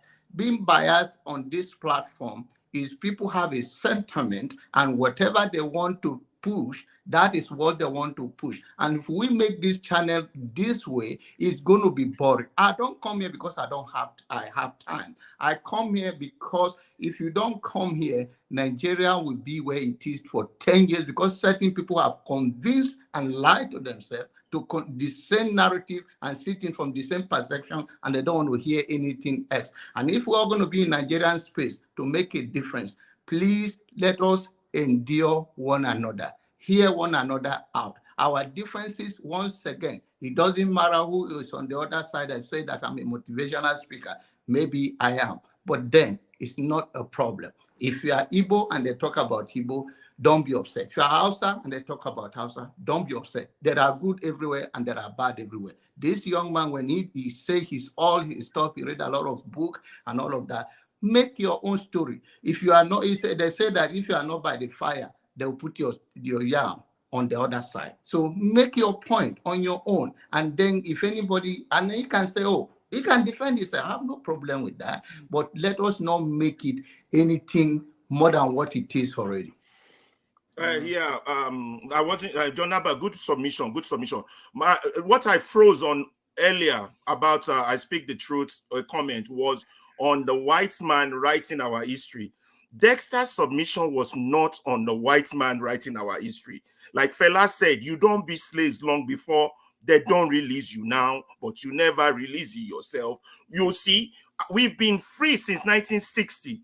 We've experienced our own history by ourselves. But yet those history are still being portrayed as lies. That was what Dexter was talking about. He wasn't talking about the white man.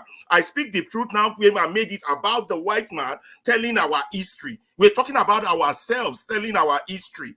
So don't come here Alaba. At no point At no point That was did what I say. freeze on earlier. Okay, so hold up. You spoke and I didn't interrupt you. So at no point did I say anything about the white man writing our history. I can go back to quote what I said. I said, if you think that the white man will tell the truth on anything, okay, September 11 is not our history. Conversation was not about the white man. Why did you take it there?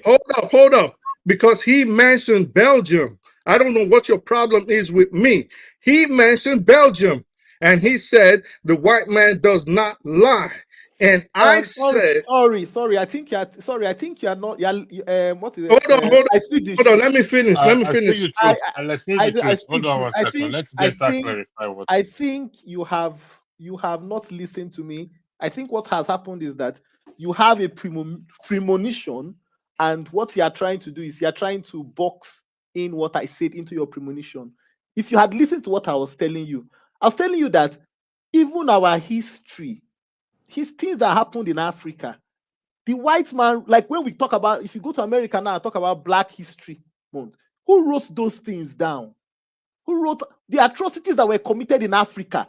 When they killed Mulumba, who wrote that history down? Are we the ones that wrote it?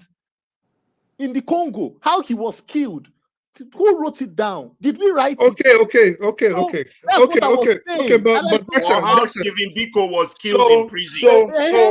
So what is wait, hold up. So what is different in what you just said and what I said?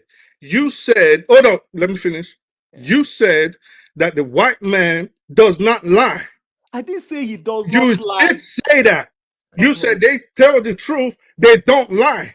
They even their own atrocities that they commit. He said they don't lie on their own history. On their own history. I don't want to dance in the mud, sir. Let me finish. So you said that they don't lie, that even their own atrocities that they commit. You repeated this severally. You said even the atrocities that they commit, they stated down. And I came on and I said, there's a reason why even September 11th is still classified till today. I said, if you think that the white man does not lie, that the white man, the Caucasian, is the biggest liar known to man today in the history of the world. This is how I started. I don't care if it's Nigerian history. I don't care if it's the United States history. My point is for you to have so much faith in them to think that they do not lie and they even say they state their own atrocities. And I'm telling you, and I'm still putting it to you categorically, that they embellish the truth. Hold up. They embellish the truth. I'm sorry. I'm not going down this. I'm not going down this line. I don't care where you decide to go down or go up. Let me finish. I don't care where you let me finish. Let me finish. So you yourself from you are not. Look. Let me. I'm not. It doesn't matter where you decide to box or dance. Let me finish. I'm sorry. Electricity, the link he provided has nothing to do with Kanu saying Shaky, I just looked at it. There's no let me finish. We have to look at the link he sent. He put on the private chat. Has nothing to do with Did you say okay? So you see how people come here and lie just to their agenda. Let's do this little dance. Come. Just checked. You said electricity. Let's do this. Can you be quiet? That's nothing. It's a list of KG, King Efiwe, King Kiniko, Taye Paul, Olubanjo, and all the garbage. Gentlemen. So you can come here and lie. Gentlemen. I'm not on X. Ferreira, you say you've read it. What can you I'm looking at it now. It's just provide sub-link. King Efiwe official Twitter. Taye Paul Olubanjo issue on X, formerly Twitter. That is Edge issue. That is the link he just provided. I'm reading it out what now. Does the link say, Mr. Yappin? What does the link you say? Have a link. You have proof. Okay, so this is what I did. Copy. Anybody who has a computer, copy this link and put on your computer. Electricity. This is what come here and lie. I don't like liars. We cannot come and be talking. Electricity. The world is watching. I speak the truth, please. Give me 1 second, please. I'm going to exit, please. Now, Whether it's appropriate to discuss it here or not is a different thing. You are not a spokesperson for anybody but for yourself. Please let us not make this place the way it's going. I think nobody here is misunderstanding or we choose to turn blind eyes on the truth. The thing is that I heard Dexter says that white people, whatever they do, they put it, even if they did that, if they commit atrocity. That Nigerians are lying to themselves and we have not gotten there. I'm just summarizing it. And that's why the young man says, oh, don't believe these people telling truth all the way. Simple. That all. He is entitled to his own opinion, how he sees it. A Dexter have made his own submission. We should not make a chaos of it because you think it doesn't, it's not the way we want to hear it, or it's a narrative that we don't want to push out there. It's okay. We can quite it easily and we move to the next thing. We are not here to say, oh, I don't like your opinion, no matter how real it is, and we just want to kick against it. And we are talking about how we can unite to form ideology and pass it across to the next generation to deliver themselves. And we cannot take responsibility for what we just say here, that we can be played to us and we can hear ourselves. Please, let us not do that. Thank you, Jonah. You see, after, you know me, when it comes to decorum, I take people out, I put people backstage, but a lot has been said that I'm too rigid, I have too much power, or I'm using the power that I have. So I try to take it, but it appears that that is not the case, that we cannot uh, discipline ourselves to hold on to the other person. Like you said, you can challenge anybody's argument. And I said, when I came up with this, I said earlier that when present your argument, kindly state for the record if it's an opinion or fact. If fact, this must be supported with evidence. Until such time, I speak the truth. Hope you don't mind me saying. Until such time that evidence is provided, what I speak the truth said is his own opinion, and we will not dismiss it because his opinion is classed as opinion and not fact. He has the right to express his opinion like every other person, but for the integrity of this platform, until such time that evidence is provided in respect to the claim he made, he expresses it on the ground of opinion, which is within his right to do. So, who is the next person, please? Thank you very much. I think you still have the floor. I speak the truth. Then we'll go to Yeah, John Abba. Yeah, go ahead.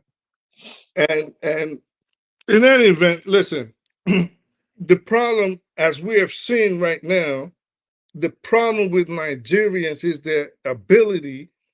They have, it's a superpower.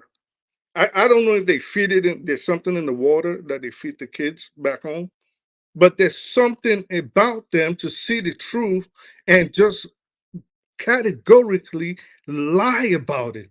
And I don't think they understand how disgusting it is to see someone that has no morals, no ethics, and just because I don't like you, I don't like what you stand for, for some reason I just can't stand your face, and I don't care if you say the truth, I'm just going to tell a lie on you. And that happens so severely on this platform. It is disgusting. Electricity. It is sad, and this is what happens in Nigeria. You look at the plenary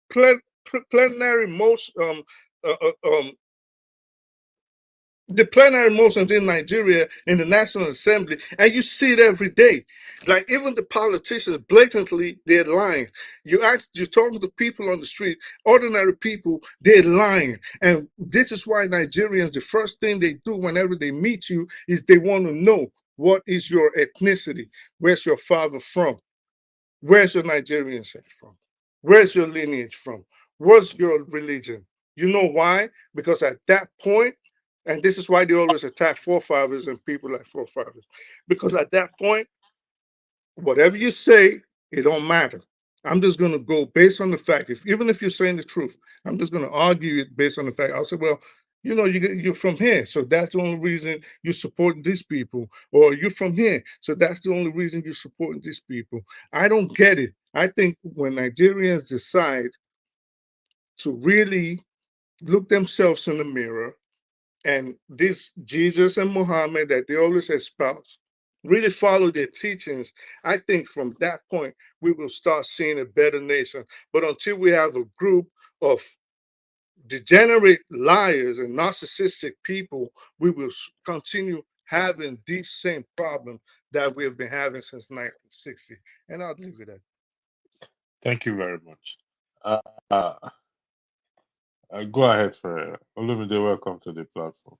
Thank you. Before you, Olumide, I gotta say this before you. Can I just go in before?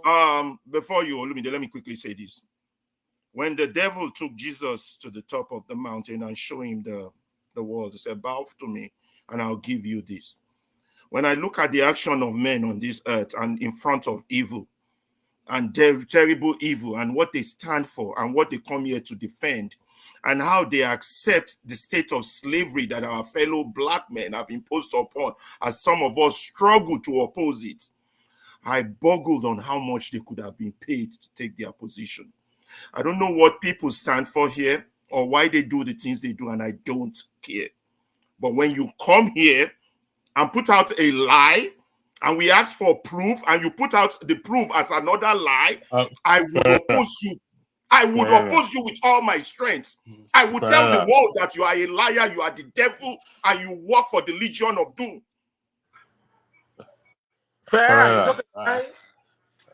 Olumide, yeah. Listen, I'm trying to be nice here. I'm boxing myself in the corner. You know me. If you unmute yourself again, without me calling you, just don't mute me. Ferreira, I think I have cleared that aspect in terms of the statement that he made. I believe I have cleared it that until such time that he provide evidence to such claim, it should be seen few in the integrity for this channel as his opinion and not a fact. Okay, I believe in proof. I mean, actually, let me be honest here. What's your name again? I speak the truth. The last broadcast we had, and we're backstage. You did say I'm someone who like evidence too. You challenge me. In fact, let me say you made me to be this calmer, which is it's a compliment to you that I want fact. So until such time that he provide for the record evidence to such, whether it is out there or not, is But I just provided a link. Like I've done. Like I've provided the link according to them. I'm not on. But this is what I'm saying. We do. Hold on, electricity. Please 1 second. I'm sorry. Please 1 second. Okay. So they play these games all the time.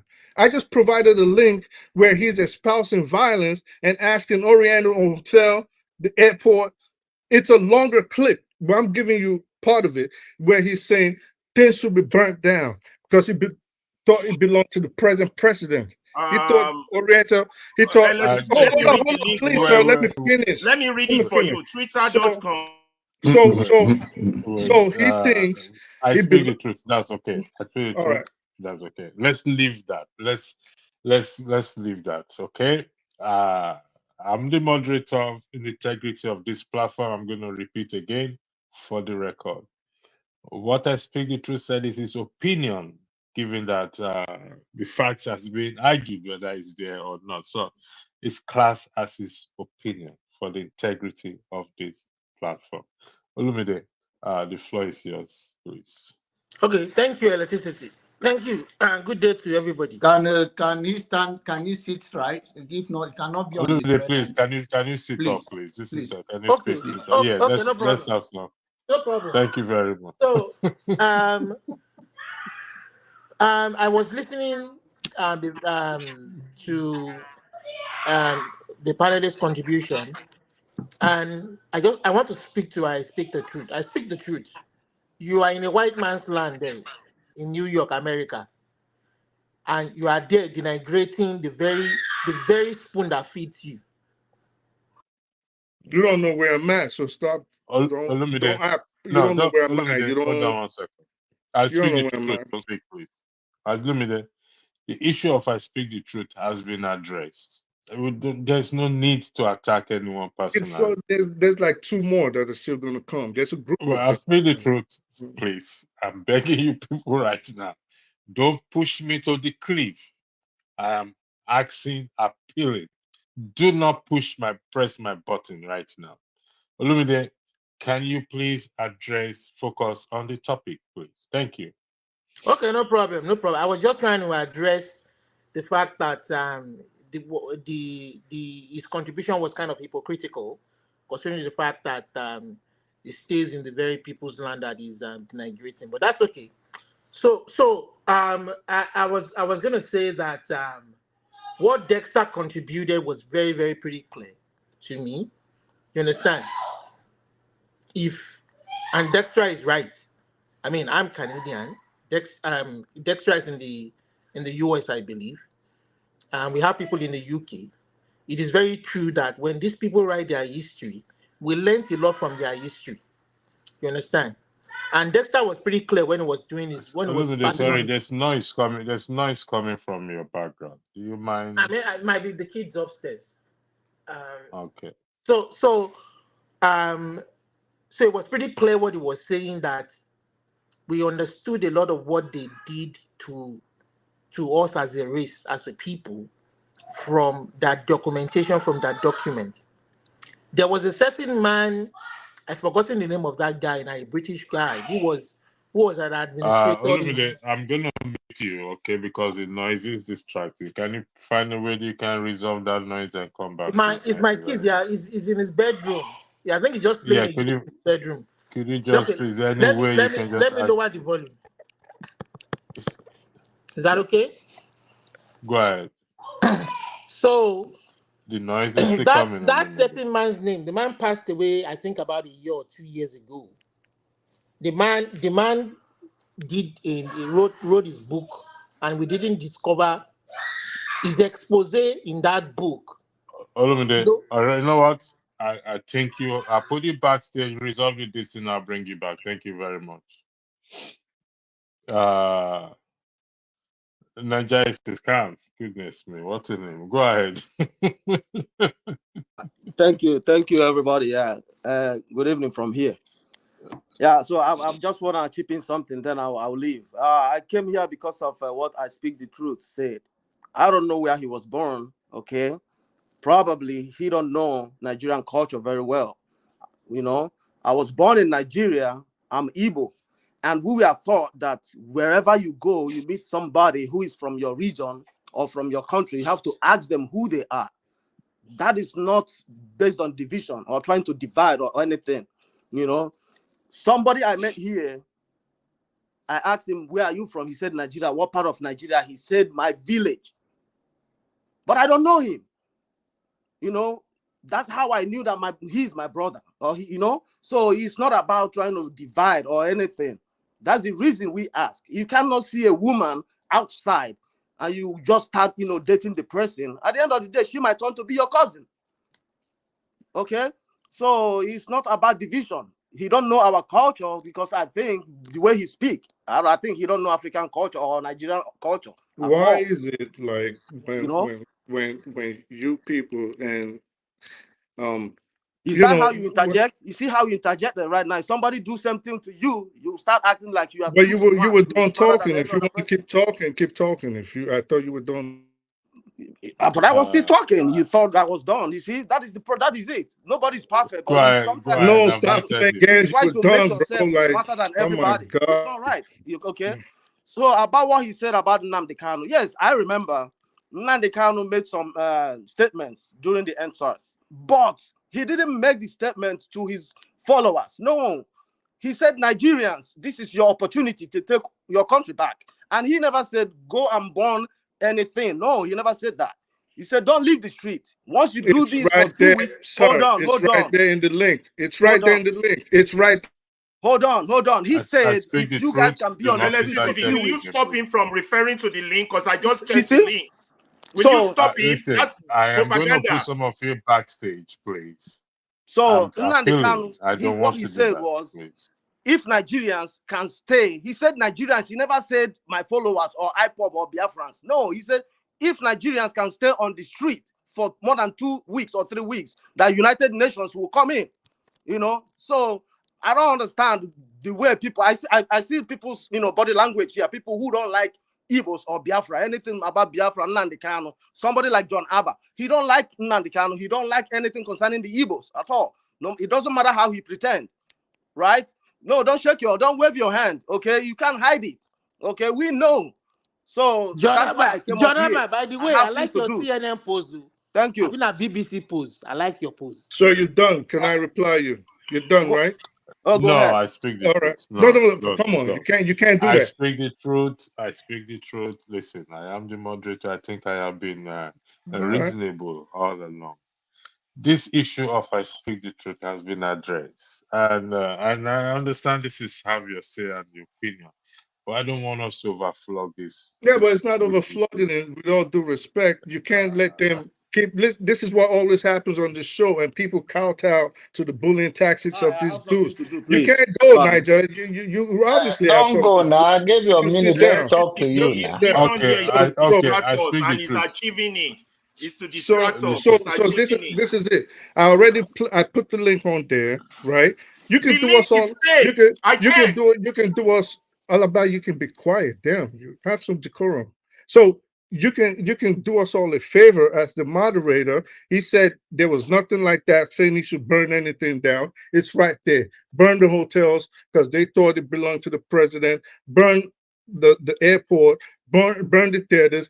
Come on the road. He gave all the instructions. It's right there in the link, and that's not even a tenth of the link. So now back to what you started off with saying. Oh, you want to know? Well, you want to know if you want to marry your cousin. Well, I'm not on here to marry nobody, and I'm definitely not on here to marry a man. Okay, That's not so what I said. okay, That's okay, not okay. what I Oh, said. let me finish. Let me finish. So It's not what I said. I'm not here to marry nobody, and I'm But not that's on not here what I to said, bro. It's not that's what I good. said. You are missing So the point. I said so if you let me don't ask finish. questions, you might end up marrying your sister. That's what I Okay, so said. again, I am not on here to marry anybody, and I'm not on here. Electricity, why are you I allowing speak this the Okay, guy truth. to maybe mess probably I up you're his speak the gay. network? truth. Please, I Maybe speak you're the gay truth. then. Is he I making speak the sense? truth. All right, maybe you're I gay. Is speak he the Okay, making truth. sense? It's okay, no, bro. you can't attack me and run on. Okay, I put I speak the truth and Ferreira backstage. Okay, I speak the truth. If you listen to me, what the man actually was saying that reason for asking at times about where the persons come from, this and that, it's to eliminate Electricity, the my child is person. quiet too. He has been Okay, quiet for about 15 minutes now. yeah, okay. So just hold on a minute. Is to eliminate that chance that if you don't ask, you can end up going to date your cousin or whatever it is. That is what the guy was actually referencing to. He didn't say you're going to marry your sister or whatever it is. I'm going to bring both of you back on the platform. Please, decorum. Olumide has the floor, and I'm going to No, repeat again. please give me 1 second. The No, guy is on the Olumide have the backstage, floor. I'll but bring they it down talk again. me. No, no, not these two people. The guy that came and he talked. It's left. There's nothing I Yeah, can do but he about will that. hear me because it's on the chat, so he will hear me. Okay. Yes, Okay. but Olimide can go ahead. Just okay. Olumide, go ahead. The floor is yours. So okay, so Olumide I has think this. what Okay, go ahead. I was making my point earlier that Dexter was pretty clear in his submission. So what Dexter was saying is that as a nation, see, the white people have come out, or the colonialists or wherever they are, Belgium, US, UK, France, they've all come out to admit that they committed atrocities and crimes against the countries that they colonized. You understand? But they since left. But 1960, we are still hurting ourselves. We are not open to one another. We have ulterior motives. You understand? And we all know this is about the resources of the people. This is what Dexter is talking about. That before the country can heal, we have to admit that we have wronged each other. You understand? He was pretty clear about that. So it wasn't trying to praise the white man or anything. You understand? Before a society can move ahead and heal, the US that you stay in, I speak the truth, have they not produced the black man as a president? Is there no? Don't they have freedom and prosperity more than the very continent that you come from, Africa that you come from, or Nigeria precisely? What You do you understand? mean They're a Africa lot that I freer, they're a come lot from? more Stop acting prosperous. like you know me. You don't know me. You What do you understand? mean Africa that I come? Well, I don't have to know you. I know you're a black man from seeing you from the screen. You're a No, you black don't man. know me. Stop acting like we're You personal. We understand? don't know each other. So I don't know Stop you too. Of interrupting course, him. I don't know you too. But you're just a black man like I am. You understand? And I don't freaking care to know you anyway. Except I don't come here and come and lie to us and come and tell us about our history that you know nothing about. You understand? Just stick to the issues that we're talking about. We want to talk about how to fix our country, and we want honesty and truth. That's what we're asking for. We don't want you to come here and start telling us lies or trying to tell us what you think we are that we are not. That's what we're telling you. We want open honesty. That is why the country is where it is today, because of the lies that we've told each other since independence. We know we are a multi-ethnic society, multi-religious society, but we want to be honest and be truthful to one another. We want to live in cohesion. You understand? Oneness. I don't come here and lie. We don't want any race. Trying to prove they are more superior than one another. Everybody can aspire. That is the kind of country we want. Whether you are Igbo, whether you are Yoruba, whether you are Efik, whether you are whatever you are, you understand? That is the kind of society we want. And all encompassing, all embracing society. Don't come and lie and give us propaganda here. The guy was pretty clear what he said. You understand? So my word of caution to you is that don't bite the finger that feeds you. You understand? You are there in the US and you're talking trash about the US. You understand? I hope somebody in the US is watching what you're saying right now. Very Are you ungrateful. dumb? Do you even know the position? Human Are being. you dumb? Do you think are you stupid? You need help, man. You need help. Are you You got dumb? Describing you got mental yourself. health I speak issues. the roof. You're describing yourself. You understand? I just don't know how. Olumide, I don't think that position, that comment is necessary that somebody in America is listening, because oftentimes here you've talked shit all about Nigeria and everything. And even I don't think you should go that far, in my opinion. I won't bite the finger that feeds me. I'm not going to come here and talk trash about Canada. Listen, you talk trash about Nigeria. Nigeria fed you once as well, too. Yeah, because Nigeria is trash. You see, this They is don't what treat we're their people saying. right. Nigeria is trash. Okay. Gentlemen, we'll call it a night. It's been a pleasure. No way. I have to Yeah. clarify that I've been assassinating. So I have one All right, question. I have one question. hold on 1 second. I'm only joking. I just want Tone is still here. Tone hasn't spoken. Please, I speak the truth, Ferreira. There is no point. I'm ignoring This this dude. I don't talk to him. I don't just know why he always let's bothers me. There's a let's bunch of have them. decorum. They need to. Let's have decorum, please. Tone, the floor is yours, please. Thank you. Welcome to the platform. Greetings, Tone, the everybody. floor is yours.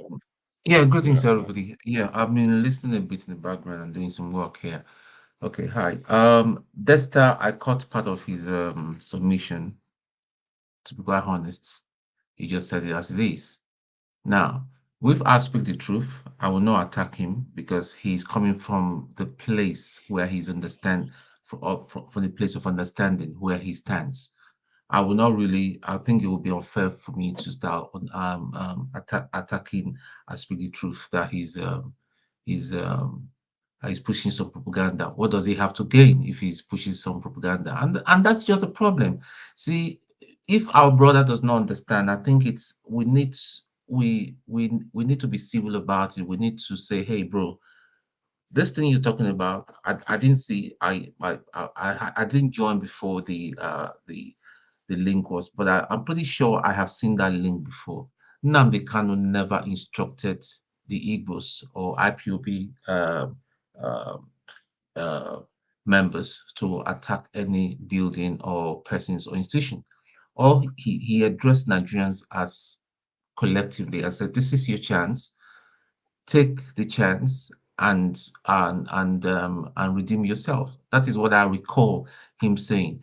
But if we have a video where he said specifically, and I was addressing IPOB members or the Igbos, that you should start attacking certain persons or certain buildings, then that is another matter to deal with. Now, another thing again is Tone, that you're was my one of the man. reasons. Tone, you're my man. You're my man. Me and you always we argue, but we see eye to eye. So let me correct something moving forward. At I no speak the point. truth. No, Hold no, on. hold on, hold on. No, Electricity. listen. You can't keep Listen. cutting me off when they Why do is this. he Tone is my interrupting? No, Why? man. He's my man. it's not against it. Tone is not against Tone it. is my Giving the man. minute to Tone is my respect. guy. It's I Let okay. Tone speak the finish. truth. Why is he Hold interrupting? Let on. me just. Let him It's gonna finish. go on. Electricity. I You speak the can't truth. keep. You keep He letting can them attack No, me, interject no, and you no. now. don't let me Let's say get You anything. don't have clarity. the That's floor. not I Let's give fair. him speak the 1 minute truth. to get I That's clarity. speak the not truth. fair. Let's give him 1 minute. I think it's You No, keep fair. saying whoa, I whoa, whoa, shouldn't whoa, whoa, talk. whoa, whoa. I You think No, the no, should. no, truth no. just wait. No. I speak the truth with due respect. You don't have the floor. You I don't have know the I floor. don't. But Okay, if they okay, say So okay. I something, speak the truth. I Okay, think Address the his listen, truth. issue. Can we be That's fine. patient? Let him Let's finish, I please. will respect. be the Let's one to respect the give you the moderator. floor to That's interject. his rule now. Hold on and That's one I fine. second. respect that.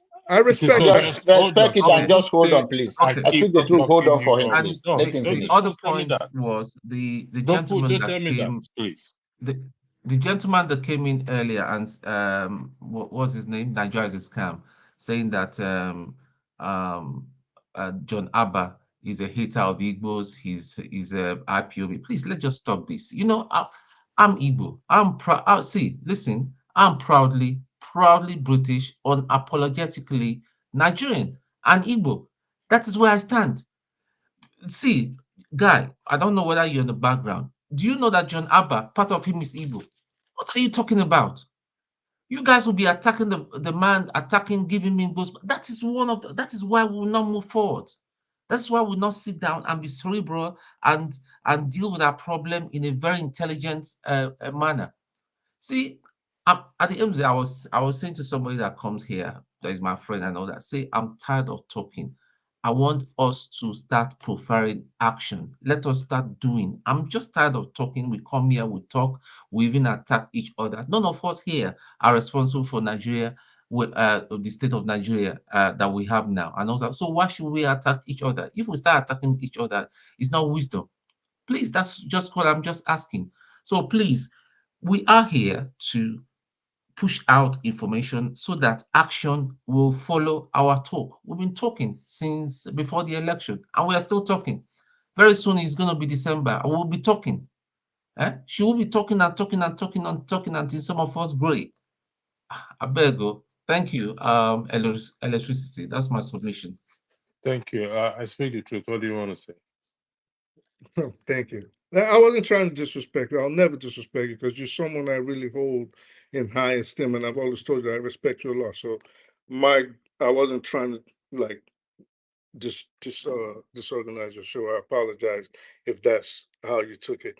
But I just wanted to correct something with Tone, because me and Tone, we disagree, but we always have a good way of talking. You know what I mean? So I was just trying to say, at no point, Tone, did I say he singled out IPOB members or the Igbo group. At no point. I never said it. You can they just started making this up as they went along just to put people against me. So people listen to it, and this is what they come up with. I said that he galvanized his followers. That was the word I used. I said he galvanized his followers. I never singled out an ethnic group, and I never singled out a political group.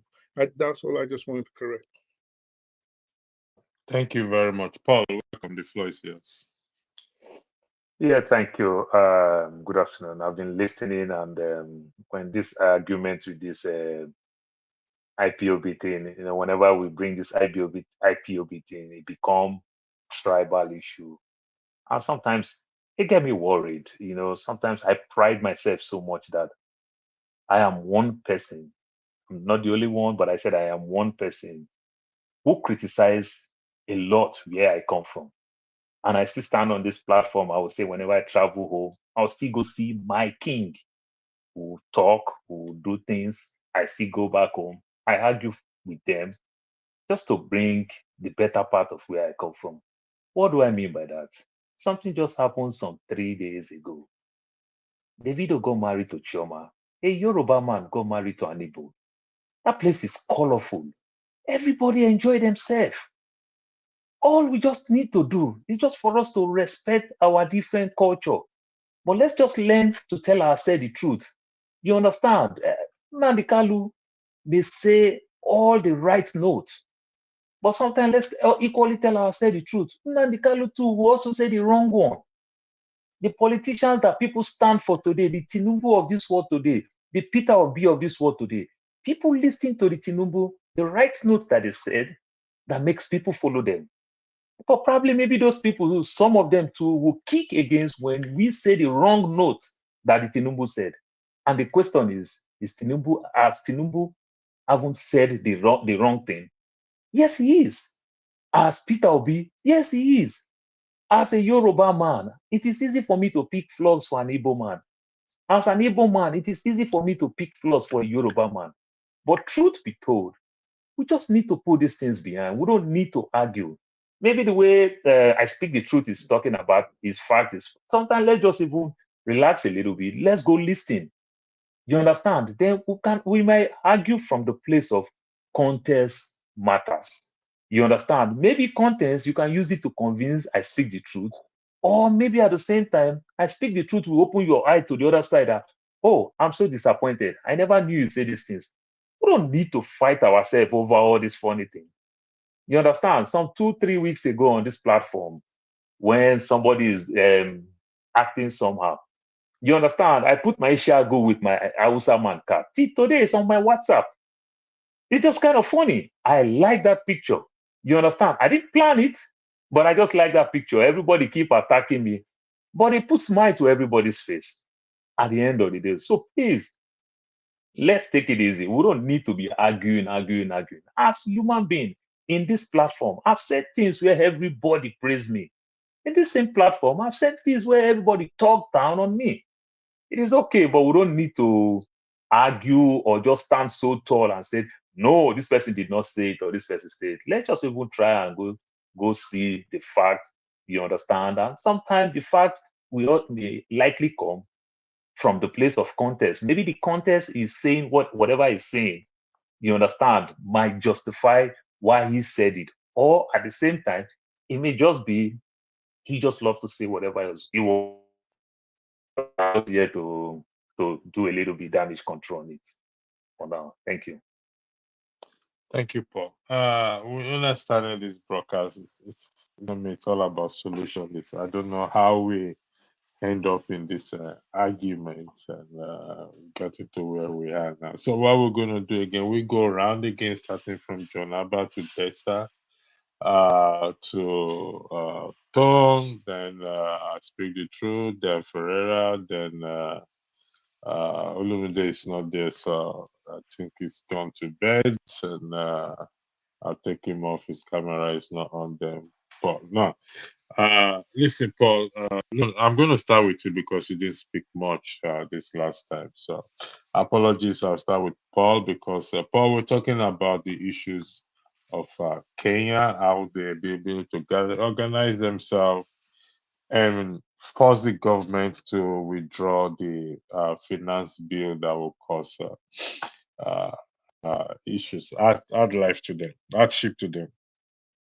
The issue of Nigeria comes to focus. What is that thing? I think Ferreira threw a question to every one of us. What is that thing that we have in common, if I put it, that should unite us to have one voice? At least not every one of us will have one voice, but okay, majority of us will have to come to that point and start to hold our leaders accountable and push them to the wall to change position, particularly in respect to the oil subsidy. Paul, the floor is yours. First subsidy, I beg your pardon.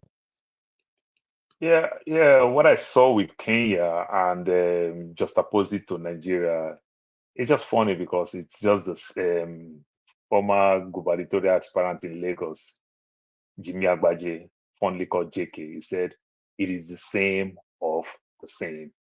It's just the same method. And what Kenya is going through, it's just a matter of time. Nigeria will face the same thing because we keep borrowing. I've watched nearly every other platform. I saw it in 2 places or thereabouts. Do you know on that day when they were passing the third reading in the House, 12 congressmen in the US is sitting in the parliament. This is a president that they criticize that he spent millions of dollars to charter aircraft because of they want to, he's going in a grand style in White House and everything. Unknowingly for him that after he went there, when they closed the door, they threatened the living hell out of him. And they still want to see how he's going to pass the bill, how he's going to do everything, the way he go about it, just to pay back the money and everything, all terms and conditions he assigned to it. You understand? And they take it so serious. You understand? I strongly believe that even though the president himself knows that this thing is not going to fly because he tried it almost last year and it was tough on him. And now he's about to increase the suffering, the pain, and every other thing. 12 US congressmen, Republican, Democrat, you are in the House on that day and every other thing. So you can see the pain and every other thing. So it's just a matter of time. There's 54 countries in Africa that keep going out there to go get all these handouts and every other thing. There is a bigger terms and condition. And when they threaten these men with all their baggage and every other thing, and good percentage of them again invest all their life investment in the West. It may be investment of finance, properties, or maybe their kids schooling there, living there, do all type of thing, and every other thing. So they just get tired. They don't know how to go about it. They just get confused. I have watched the US for almost 2 months now, the protests with the young student and everything that is protesting everywhere. Have you heard one death in the US with all the protests scattered around the state? You can see the way the police is acting and everything. But the pain is that I'm not seeing solution. If it happen to Nigeria, they'll say, oh, before the thing escalates, let us deal with them. Then they'll bring the Abacha method. Dead dog don't bark, because they know by the time they take down 1 or 2 people, it's going to come situation. This is how we blacks think and everything. And the deterrent, as we are happy the way these young kids, this Gen Z did in Kenya. At the same time, remember so many life lost. So many of these young people travel from their different province to the state house, to different places, different cities, and everything. So many parents have not even seen their kids. So we don't even have the actual number of people who died, like the same way with NSAS. So I don't see that solution in Nigeria. And if I would say Kenya even borrow that method from Nigeria. So Nigeria know how to do that barbaric thing. So I don't see peace anytime soon. But if it happen, I commend them for that. But I don't see solution anytime soon because the government, Thank you their very hands much. are so Jonathan. tied. Okay. Thank you, Paul. Jonathan, you have 3 minutes, please. The floor is yours. Thank you.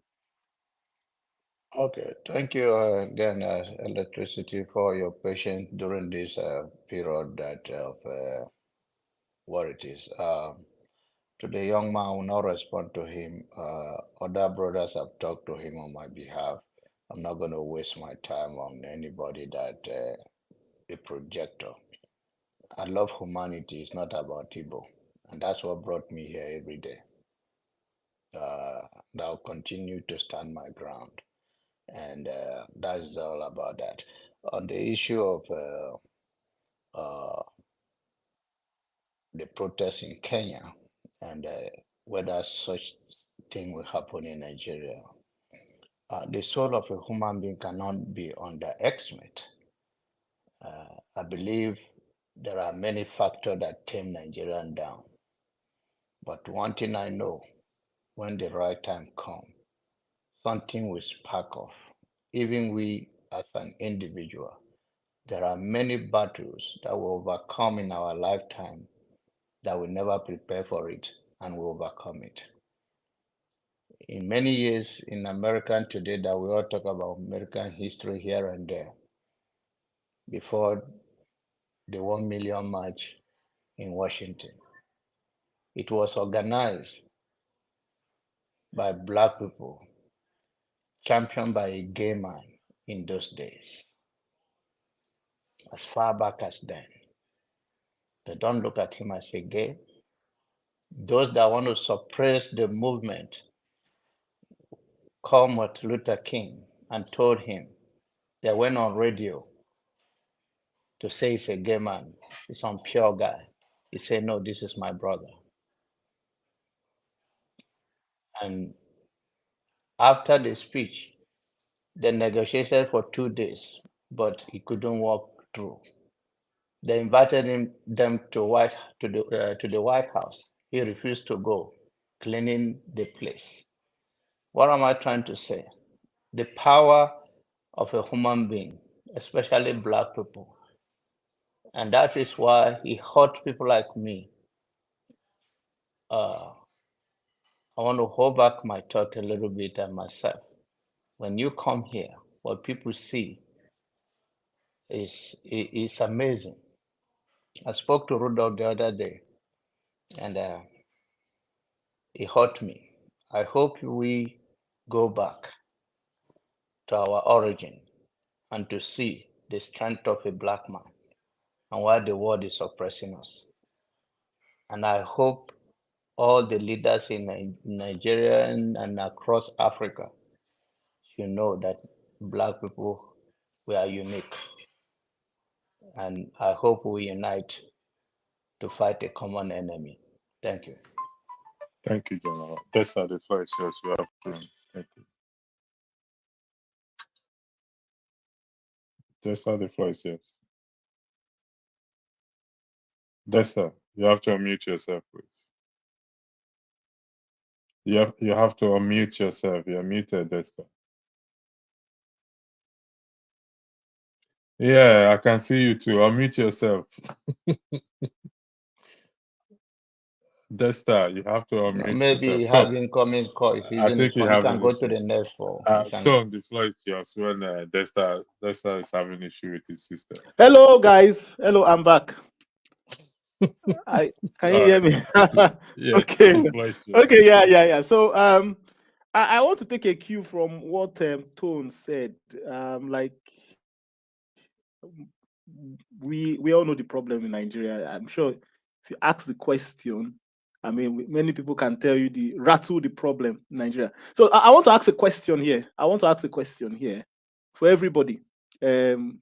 I speak the truth. You said something on your this thing. Real men talk less, listen more. I'll start with John Abba. I think John Abba is the oldest of us, all of us here. And I want people to just give their sincere, don't think about it, just give your sincere opinion. Your sincere opinion of it. What caused the Nigerian Civil War? What is the root cause of the Nigerian Civil War?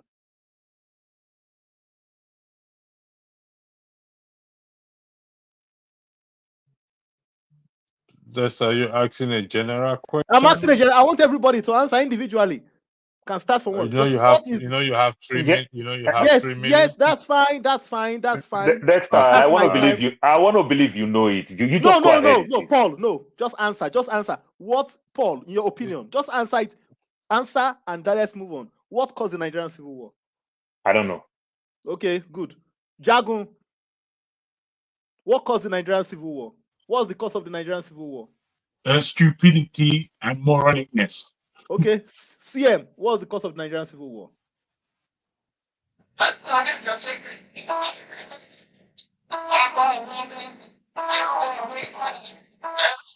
Tone, what was the cause of the Nigerian Civil War? What was the root cause of it? Tribalism, ethnicity. It's just simple as that. Ferreira, what was the root cause of Nigerian Civil War? Selfishness among the ruling elite, period. I speak the truth. It's a topic we should discuss in details if we have time. Yes, I speak the truth. What was the cause of Nigerian Civil War? What was the root cause? I'll pass, bro. I'm not trying to get jumped again. People been attacking me for my opinions. No, what's the root cause? I'm not attacking. What's the root cause of Nigerian Civil War? I'll pass, baby. I'll pass. He said it passed. So. Okay, John Abba, what's the root cause of Nigerian Civil War? I pass for now because it will be too much for 1 minute. That's fine. Our host, what's the cause of Nigerian Civil War? I thought they called me. Yes, CM, what's the Did cause you? of Nigerian civil war? Yeah, what's the cause? What's the root cause? It's simple. Inability of Gowon to implement a bully report. That's all. Okay, okay, fine, good. Now, it's quite It's as simple interesting. as that. Everybody, so think about our country today. We fought a civil war, and all of us have varying opinions. Some of us cannot even say what the cause is. That's to tell you how. So if you go back to the history of other countries that have grown, like America, the UK, if you ask them what was the cause of something that happened in their history, you will find out that they will be able to collectively tell you what it is, because they have learned from it. If you recently, Professor Patu Tomi said that anybody that tells you the cause of Nigerian civil war, he said that it was all about resources. That's what Patu Tomi said. Your time is up, please. Yeah, Thank fine. you. That's fine. Good. All right, Don, the floor is yours. Don, the floor is yours. Don has disappeared. Don, are you there?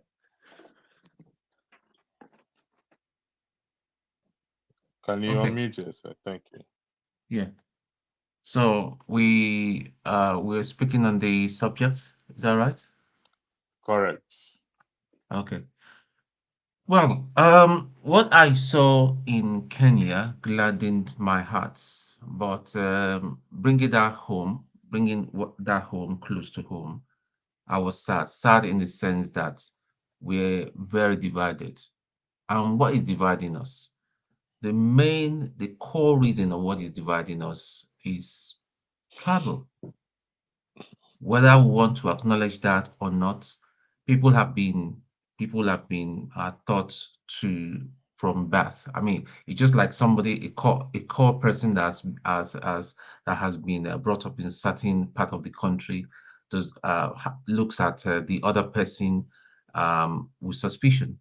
It's just simple. Dexter asked a question. We said it was somebody said resources. Someone see it's just simply tribal. What caused the 1966 uprising, the first coup d'etat? It was because of Amadou Bello. Amadou Bello was saying some very, very, very harsh things about some certain tribe and all that. They can't be trusted. You can't put them in the office and all that. And then that start causing a lot of division. Then we had Awolowo, um, faction and all that, and they had their problem. So the tribal issue, until we deal with this tribal issue, state of origin thing and all that, we start looking at ourselves primarily as Nigerians. Until the day that that an Owolabi can go to Anambra State and be a governor. That is why I say the system of government we run now, we need to tear it to shreds and bin it. It's not working. It's too expensive and it's not working. It will continue to divide us. It will continue to accommodate corruption in a grand scale. It's just not working. We need to tailor a system of government that will govern us as a people, as Nigerians. That is at all, if we agree to be one. Now, if we talk about it now, my fellow Igbo people will expect me to align to IPOB just because I speak Igbo. Somebody in the comment section, I read some few minutes ago. My dear brother, I'm not attacking you, but I just want to educate you. Do you know that Davido's mother is Igbo? Do you know that Davido's maternal grandmother is Igbo? The present governor of Osun State speaks Igbo fluently, if not better than me. Davido's mother is actually Edo. Okay, Edo. Okay, I do apologize, but the maternal grandmother is Igbo, so they've always intermarried. It's not that is the way it should be. So all these things we look at tribal, we say, this person is from this place or this place. That's the core of our problem. That is the Thank core you of our very much. problem. Next week Friday, myself and KJ will we will be delving into this tribal issue. and how really, I mean, it's killing us because we all have one thing in common. In fact, roof over our head, food on the table, clothes. We all identify with this, regardless of your one's tribe. Okay, speak the truth. The floor is yours. You got 3 minutes. Thank you. All right, thank you. So I think, that's a I'm going to start off with what you just said again. And again, I'm not trying to denigrate you. Like I always say, when I come on here, I'm not trying to do the personal stuff. I listen to what people say and I just go based on that fact. Okay. And I understand that sometimes it pisses people off, but I really can't help that. Now, you started off by saying the other nations they know their problems. Like if you ask them, for example, you use the Civil War, the Nigerian Civil War example. If you ask them, they would say, this is the singular reason that caused it. There's not one singular reason that can cause something like a civil war. It is a bunch of reasons. So just exactly like you seen, everybody on the panel, or most of them, aside from those of us that abstained, that gave you a separate reason. Not one person gave you the same reason. Not two people gave you the same one reason. Everybody gave you different reasons. Aburi Accord, resources, greed, tribalism, the coup, it's the same thing when you look at, for example, the Western country. If you look at the United States Civil War, of course they're going to just bandy it down to slavery, but there were other issues like taxations and levies and things like that, and division of the borders, the Mason-Dixon line, excuse me. So all I'm saying is we cannot keep putting everything in a box, and then when we hear an answer that we don't like, we get upset. And I think it is an issue that is very prevalent among discussions involving Nigerians. They tend to get mad when you say something contrary to their opinions. And when you say something contrary to their opinions, you're an enemy. You said something that was different from what I said, automatically we got a problem, we got beef. It is not so. People can have different reasoning. Everybody thinks different, but in the end, the truth will always be the truth, and facts will always be facts. Sentiments, emotions, all that. At least me personally, I don't care whose ox is gored. I will say it as I see it because I do not have a personal interest in this topic. So I just come on to discuss, to exchange information and to learn. That's why I come on here. I don't come on here to be the smartest kid in the class. And I think if you're the brightest kid in the class, if you're the smartest in the room, leave that room because you're not going to learn anything. So it's not a Thank you competition very much. with me. I just come on here to learn. And I hope, moving forward, at least me and you, we can see eye to eye, but it's not nothing. I'm not coming against you. I hear Uh, something I don't think it's right, and I speak on it. That's it. Thank you very much. Farah, the floor is yours. Thank you. Farah, the floor is yours. Okay, guys, what we know is a drop. What we don't know is an ocean. On Sunday, if Rudolph allow me, I will be hosting this Have Your Say. My topic would be We Are Nigerians. My mission would be to put a mirror before us and reflect. I will start by people on this panel. I will divide this panel into 5 levels, analyze each level for you. Then I will go into Nigerians. I will discuss a little bit about the polar theory of stupidity. I will go into details of how we Nigerians, how we put a mirror before us, producing a mirror image of ourselves, our leaders, how they are the reflection of ourselves, and how we are self-centered, hypocritical people, religious people without righteousness, how we are activists in nature and good in complaining, but complacent in action. On Sunday, if God permits, we will look at how we Nigerians, how we feel a sense of strong importance and respect and prefer to lord it over those around us to prove superiority. We would also look at how we Nigerians, we demand acknowledgement while we evade accountability. You are what you eat, a professor used to tell me. We are indeed Nigerians, and we deserve the leaders we get because of our failures to act. At this time in our country's history, we need active citizens, not activists. I'm playing my role. I will try, like all of you are doing, to play my role to be active. And also we will look at China if we can and see what can we learn from China. And also we will discuss the jollof rice debate. I think the debate is already over. Nigeria wins. Thank you. Thank you, Paul. The floor is yours.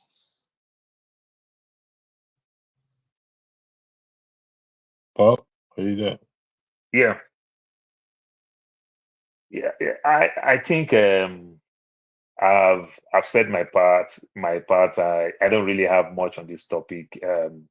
Let me just even add more to it. Like we said over this Davido thing and every other thing. There's one small caveat there.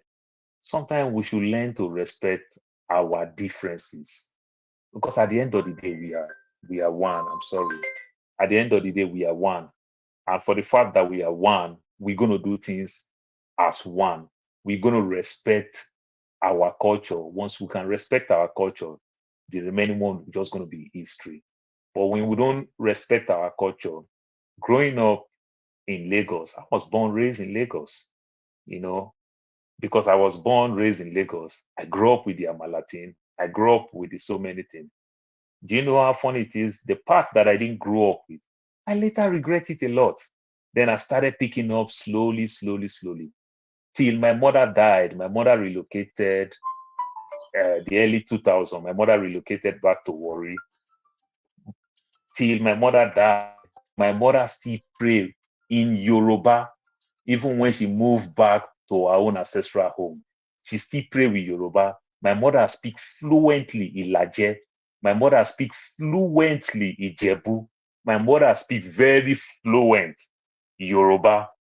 That is, she is so broad because her father has so much properties in the Morocco and every other thing. So the Ijebu people come there to do business. The Ilaje people come there to do fishing.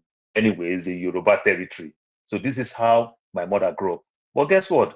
Growing up, seeing the few Yoruba people around us, they were very poor when they wear this Ashoebi then. This thing that we call Ashoebi. Back in the days, it's not called Ashoebi. We fondly laugh at them. We call them, oh, these people wear konkono, konkono. We laugh at them and the likes. You know, when our parents buy all these things for us in Kingsway, Leventis, and the UAC, we see ourselves like these rich kids and every other thing. But over time, as things started growing, remember the percentage of the population are more Yorubas. When I started looking at the girls and every other thing, before I talk one, two, they speak Yoruba and I can't flow. I started borrowing myself sense that, man, I need to learn this thing. You understand? Because now it has become something that I'm losing. I want to learn it. I want to understand it and every other thing. The way I play with a Yoruba boy in Lagos, that's the same way a Yoruba boy in Lagos play with me. But if a Yoruba boy that relocated from Ibadan and come, you understand, they want to segregate the whole thing. But the Yoruba boy in Lagos that we all grew up together, that we school together, we never agree. You understand? The same way with that Igbo boy, the same way with that Hausa boy, the same way with every other person. So this is, so with time, we all can understand ourselves slowly, slowly in this platform. Some of us started exchanging contacts. Some of us started meeting each other. Some of us have started doing things. You know, if he give me a 2022 car, almost a brand new car, she left almost $1,000 in the car, and she gave it to me. If he did not allow me to see her one day, and I used her car for 5 days, she did not allow me to see her. Before I left Ife's house, it didn't even take 20 minutes. Guess what? I saw Ife online in her usual place in her house, of your platform. So I know Ife is at home. And I went, I dropped the car, I took picture, I keep everything, and I left. Ife give me the impression like she's working, only for me to turn my app on. I see Ife live. I say, Ife, I see you. She said, Mr. Paul. And so these are the things. You understand? So we should just take it easy, just respect, just understand. Today I eat the Spanish food, I eat the Mexican food. I give it a try. We will start by condemning it. But while you are condemning it, there will definitely be one part that you might like with it. Then you start with it. Thank you. You said something that we have to start to imbibe in us. We are all one, regardless of our tribe and regardless of our ethnicity or whichever way we see it. We all have the same needs. So we intermarry. The marriage may work, it may not work. I mean, it may not work or it may work, whichever one it is. But also we exchange for them. It's a small world, whether we like it or not. So anyway, Jago, the floor is yours. You've been in the background listening, so you know what we're talking about. So the floor is yours. You got 3 minutes. Thank you. Yes, I have been in the background and I've been listening, not really wanting to come on, really, especially when all that deep jab began, going nowhere as normal. You took, I must say, you guys took 2 hours going nowhere. It was ridiculous. In any case, that's your opinion. It's not ridiculous. yeah, it's That my your opinion. founded opinion. It's my founded. I'm not blaming you. All I'm right. just saying that that's Go what it ahead, was. please. Why are you disturbing me, my friend? You have 3 minutes. Your time is counting. My brother, you don't need to talk anymore. Let me speak. I thank you, electricity. I'm going to say what I'm going to say. You don't have to object unless you take your own time. Simply. I'm not objecting, Jagun. Okay, we have to do better. You don't tell us we sit down here 2 minutes talking rubbish. That is being disrespectful. You were in the background. You don't say that. My brother. That is being disrespectful. If you I'm don't not here. appreciate, if you don't want to be part of, my don't be part of. You electricity. don't come here and insult people. Electricity. Calm And say down. 2 hours we sit down here Calm talking down. rubbish. Electricity. No, I won't. No, all I right, won't. let me use Don't my do that. time at least. Allow me to use my time to say time, what I have to say. Go ahead. I'm not trying to be disrespectful. You it's are not everything disrespectful. I'm not trying to be. 2 hours talking rubbish. That's disrespectful. You don't know where I'm coming from for me to say Wherever what I'm saying. If you want to ask a question, disrespectful. Go ahead. Do you want me to explain? Do you want me to explain why I think what I think? You don't need explanation. You have 3 minutes. Well, then don't object. Oh, you see, you're just eating my time, bro. That's all you've done. You've done nothing but be pedantic unnecessarily. Let me speak.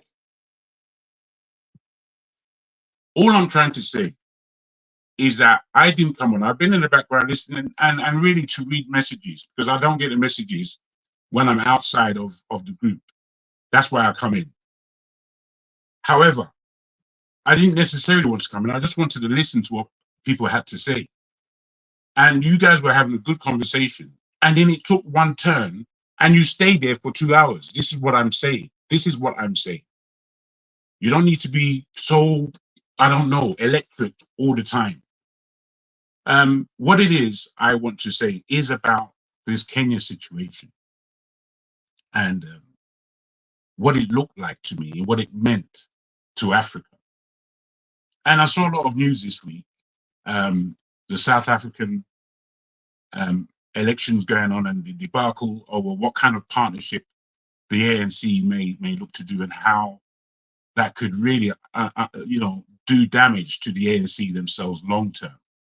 And again, I'm looking at just how I'm seeing the black world, if you like, from the African standpoint, from the diaspora standpoint, how there doesn't only seem not to be a way of unifying our thoughts. There seems actually to be a actual ignorance about getting there. I don't think we really want to be together. I don't think we see anything of use between ourselves. I don't think that there is enough respect given to what people say or think. I think people always presume, and in their presumptions, they're almost always wrong. And we don't look at this. We just don't look at this. We claim not to want to be personal, but we are the most personal in the impersonal way. It's such a strange thing when you just stand back and listen to what's been said at times. and you try to ascertain is there any way forward within our group, even here on this platform. And it's not for us always to always agree. But I think the whole idea of listening and being able to tackle the subject, as opposed to just having to be offended. Everybody just wants to be automatically offended. And what do we do with that? When somebody, oh, you said it, and it's like, my goodness, man. Can we tackle what's being said as opposed to the personalities that are saying it? Now, all I want to say is that between what's going on in Kenya and how it should and could translate into a way of enough is enough scenario where Nigeria is concerned, I feel it's very difficult to reach that point without understanding that we are together in the mire whereby we are stuck. And in being stuck, largely, I'm wondering, do we want to unstuck ourselves? And when I look at it, I don't really see, I don't see it. I don't see it at all. I don't see that we're trying to unstuck ourselves. I just see that we just want to be selfish, personal, point the finger, blame. This is what we do. And when we continue to do that and we don't recognize that that's what we're doing, when we can't hold on to hear what somebody has to say, when we bullfight, where we swear when there's no reason. A lot of people, I think they've just learned how to swear, so that's why they swear in such a way. They don't really know what it is. They just swear. Your time is up, please. Oh, you wanted that. Thank you for disturbing my time, my brother. CM, the floor is yours. Thank you. Okay. And the floor is yours. We're not hearing you, Yeah. CM. Okay. Are you hearing me? Thank you. Yes, I can hear you loud and clear. Okay. Okay. Thank you. I believe it's about Kenya. It's been in the news this week.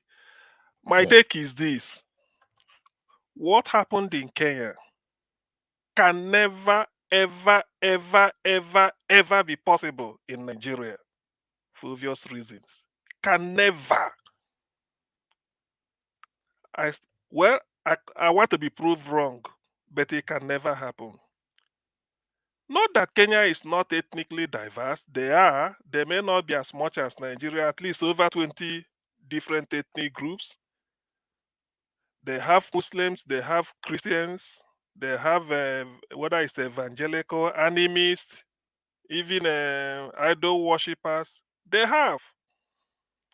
But the difference is they are civilized. When I use the word civilized advisedly and then very, very easy, they are very, very highly civilized, unlike Nigeria.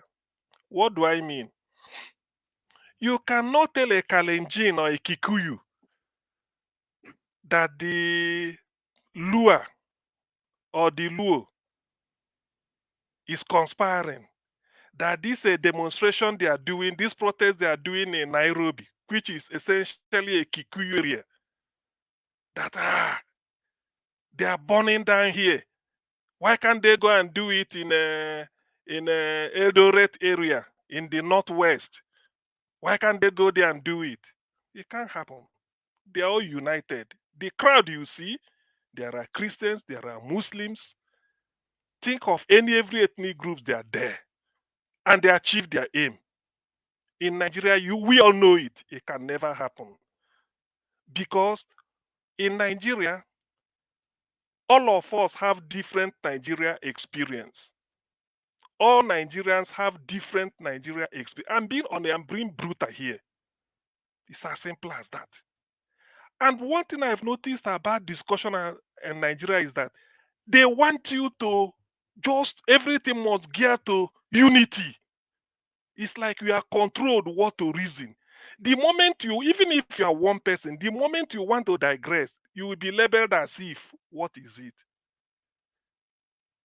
Here today in Nigeria, do you know that if I'm to invite somebody, I wanted to listen to Professor Banji Akintoye, who wrote a memo to Tinubu that the Yorubas want to exit Nigeria.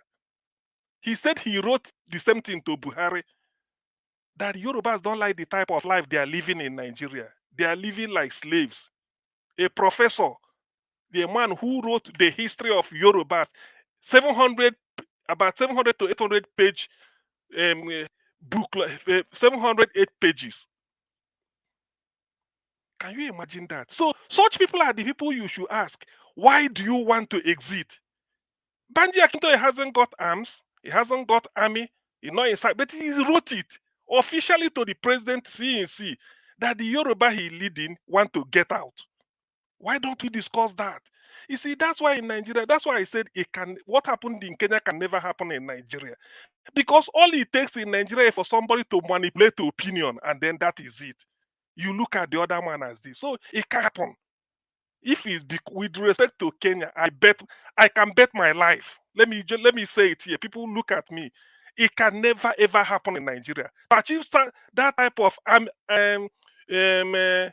unity, or the word unity has been abused, to achieve that type of consensus and to march to National Assembly and say we die here until they do it, it can never happen in Nigeria. All it will take is for somebody to say, these people, they want to pull down government because it's this person or because it's not that. I mean, we all know our sentiments. It can't happen. It can never, ever, ever, ever happen in Nigeria. So let's not. That's why I don't lose sleep over it. Kenya is diverse, yes, but they are civilized. They know that the world is yeah. civilized. Yes, please. You Yes, please. said Yes. that's a very bold statement you are making, that it can never, never, never happen. That's a bold statement. Yes. Don't you think that is too much of Prove me wrong. boldness? Yes. That don't you think? Why Because do you think it cannot happen? I've read. You see, why I know it cannot happen is that, let me tell you. Do you know? Let me say this here. I've taken time to read so many books about the political history of Nigeria, and I found out that the way people reason in the 60s, 70s is still the 2014. People still reason. Even a generation has, because we hand it over to them. We hand it over to them. These are these, Okay, these are Sam, these. if That's why they are that route, manipulating us. if that route cannot happen, which route do you think we should take? Let me tell you, the latest. Thank you, says this. There's a man called a professor. I mean, Dr. Ake Fakbounda, a Yoruba man. I like what he did. People may condemn him. He wrote his what is it called? His own memo. He said if he takes it to the National Assembly, they will shut it down because he's a private person. He submitted it to Tinubu, say, give it to National Assembly, let them debate, let them discuss it. Our problem in Nigeria, we know, is ethnicity. But I want us to use it positively. It's not always negative. So what the man is saying is, let them put Nigeria in a structured place whereby we group ourselves in a way that we can understand, and then then we develop. If we not do it that way, if it didn't work, whoever want to go should be allowed to go. We cannot be wasting 60 going to 70 years. I'm not saying that it won't work, but what that man did is a very wise man. And do you know why he did it? He said he's been a civil servant for over 35 years.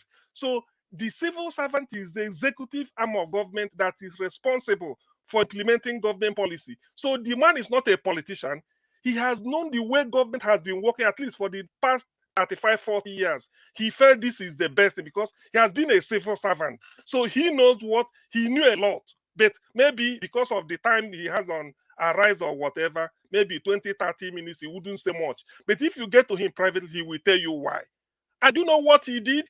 To tell you, in the structure, he made me to understand that in Kwara State, there are people called the Okun people, they are Yorubas.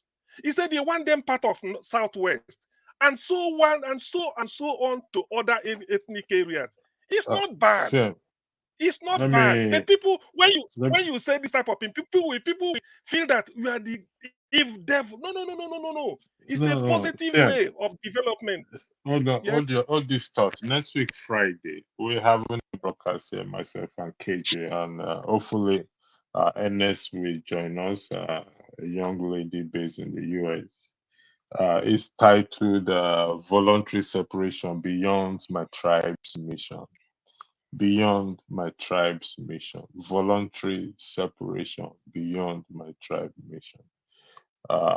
Putting a lot of work into it, including a video, an audio video that is being done as I'm speaking. So we will be back here again. I hope you will come, CM, because what you just said is highlighted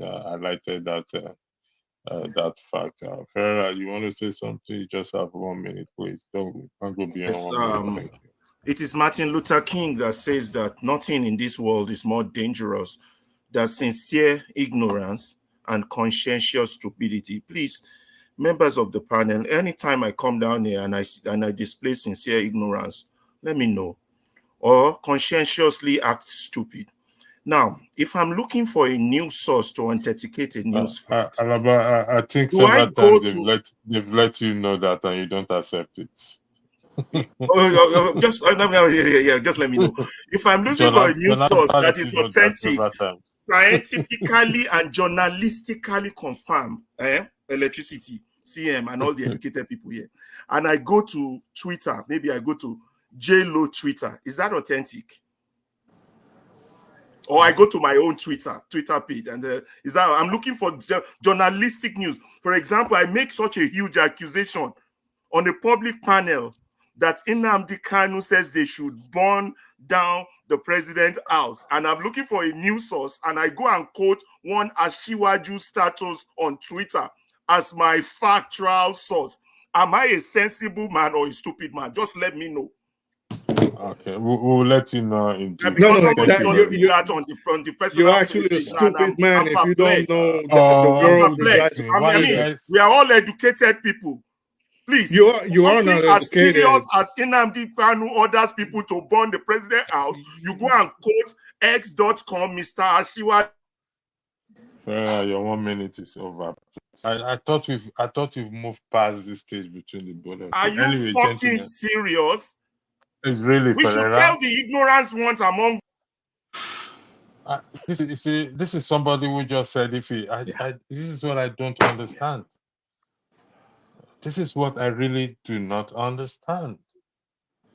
You just said if you did something. Now you're saying you're using a language that you shouldn't be using. I don't understand you, Ferreira, to be honest. Why do you keep doing this?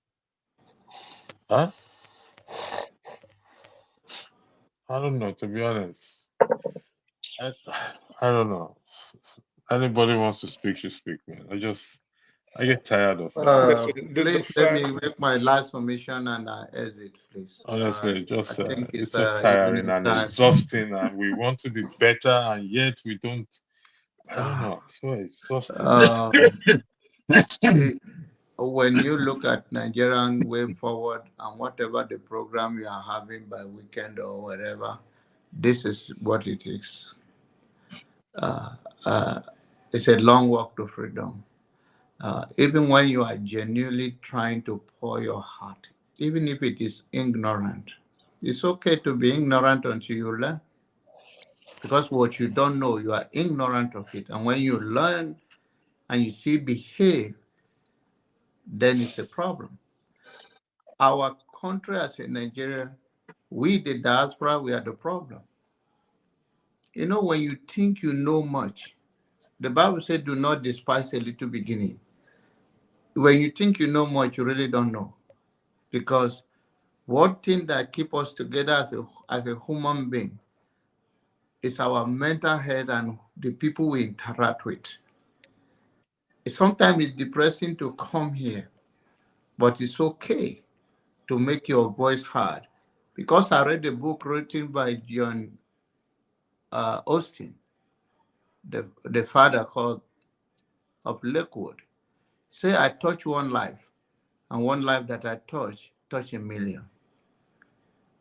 You know, our diversity is it depends on. I don't agree with CM most of the time, but it's a gentleman, sometimes manipulative, but it's a good man. He, we all know that our common enemy in Nigeria are those that use us for their own benefit, gain, pure gain. And they have other principality. The word principality, I don't want to go into many things. It's a simple thing. You don't have to be spiritual about it. It's the same people in power who uses their way of life to suppress the least among them because they are the principal actor. That's what is called principality. You know, when Fashola was a governor of Lagos, he did something that most of us from the north looked at him and we say, wow. If you look at the Nottingham for all that has happened and to see Lagos, the hub of the whole Africa, for a man like him to come up with the idea of giving 25,000 and a bag of rice to a Northerner to go back to the north, we say, wow. If this is done in any part of Nigeria, especially from the north, but look at the demeaning, the humiliation of part of Nigeria that some people think they are holding them hostage. But nobody, if it happened to anybody from the west or from the south of Nigeria, hell will break loose. What am I trying to say in essence? The elite that use us for their manipulation, and some of us that buy to their idea that, oh no, we have a problem, our problem is this and that and that. We all just come here to make a noise. We are not ready. When we are ready, the world will be ready. When we are ready, there are many people that love Nigeria that are not here, but they will be ready with us. Thank you. All right, gentlemen, we'll call it a night here. Thank you for joining us. Have a lovely weekend. Hope you